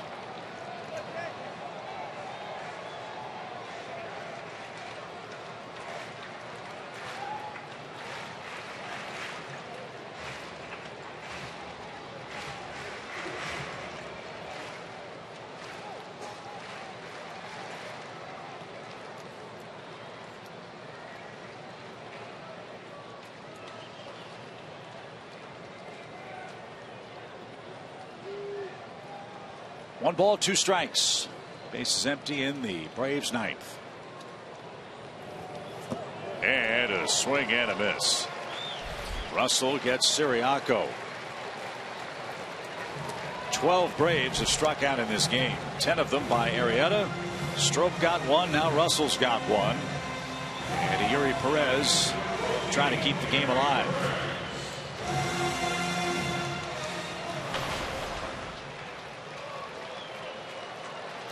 Yuri Perez has done a nice job this year filling in left field. Got some big hits. And I personally like his play where he threw behind the runner at second base, showing heads up. Simmons does that. And I believe that's playing the game the right way, and he certainly does. Has good speed. We saw that earlier. Good base running. I enjoy watching him take the field. Out of play. No balls, 2 strikes.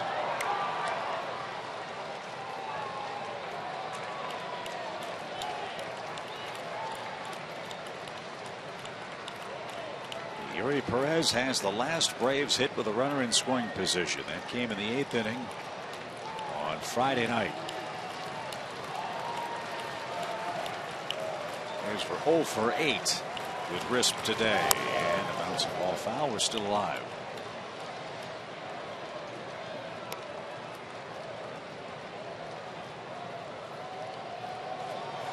Four with the Cubs coming up in August. 20th through the 23rd at Wrigley Field. Now the 0-2. Just missed.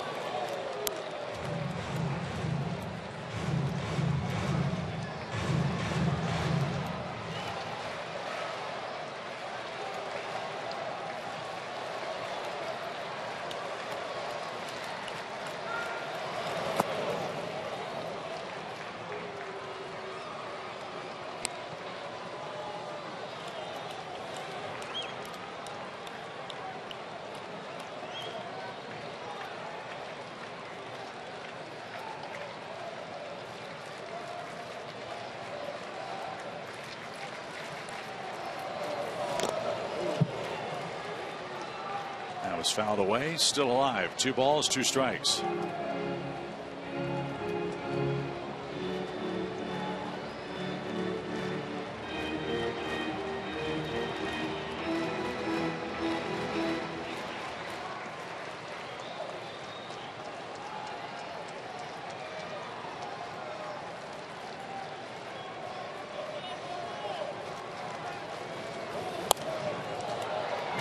That away, Yuri.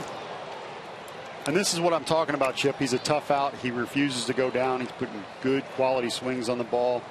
If it's away, he's fouling it off. Good pitches. We saw him inside out the ball earlier. Yes, he can pull it. But a tough out. A great at bat right here. And he's worked the count full.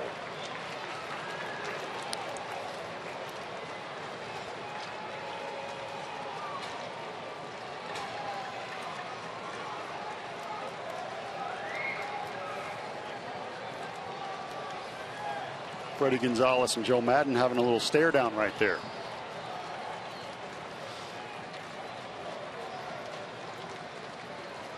Now the 3-2 pitch is high, and the Braves get a 2-out walk. And is that going to be all for Mr. Russell? It will be. Joe Madden didn't want to, but he's going to have to go to his bullpen. Russell got a line out, a strikeout, but lost Eury Perez. And it's a 4-0 game with 1 on and 1 out left for the Atlanta Braves. Andrelton Simmons will be the hitter. We'll tell you who the new Cubs pitcher will be after a break.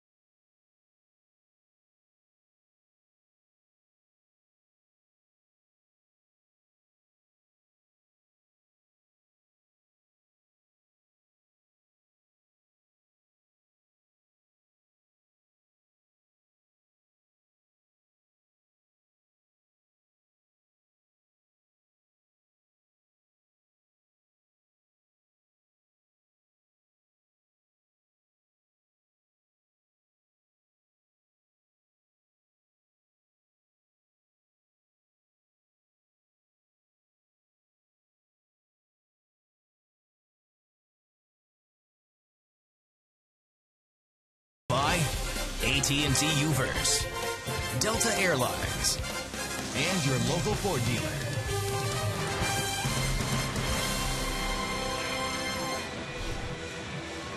Chicago Cubs leading 4-0, and you see Kevin Seitzer right there with the hitting chart as he was going over it earlier with Andrelton Simmons as the pitcher's warming up. And I love this. We showed you the pitcher's chart earlier today. It works both ways. The hitters will do the same thing, and if you fall in any sort of pattern, in other words, if you throw 80% fastballs, then Simmons is going to guess fastball, and if you throw that to the outside part of the plate 85% of the time, then he's going to look fastball away, and most of the time he's going to be right. Has nothing to do with talent, has to do with preparation and taking the time to do a little studying. So it is Jason Mott, 41st game for the Cubs reliever. Again, bullpen by committee for Chicago. Mott will try to end it right here with Andrelton Simmons. Andrelton 0 for 2 with a walk. Joe Madden was quick to say earlier today that everyone wants to talk about Chris Bryant and Rizzo, but they forget about the years Mott is having. Even Schwarber, when he comes up, everybody's excited. But he believes one of the unsung heroes of this team is Jason Mott and the work that he has done on the mound. Veteran guy who's been through the wars with the Cardinals. Now pitching for their arch rivals, the Cubs. He's whacked out a play over the on deck circle into the seats, a ball and a strike.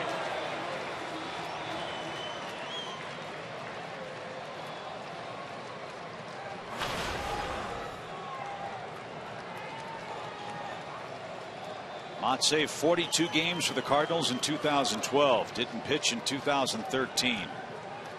A converted catcher who just turned 33 years old. Still throws very hard. 1 ball, 2 strikes.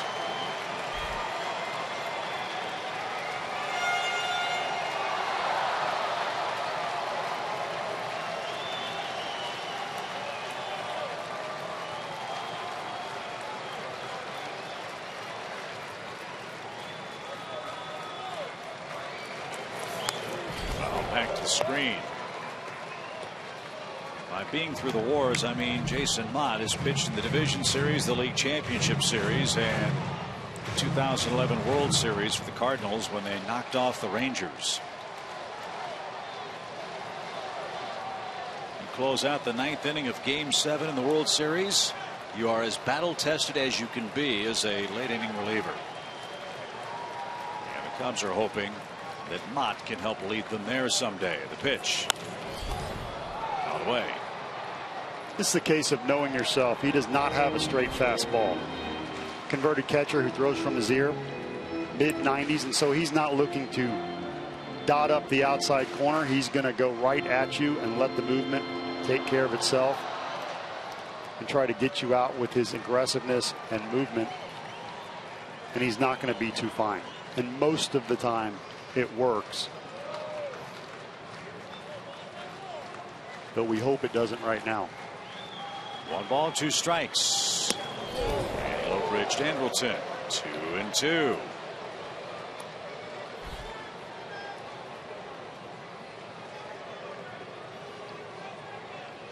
Cubs bullpen has given Joe Madden a bit of agita in 2015. That's why they have a bullpen by committee. Time called.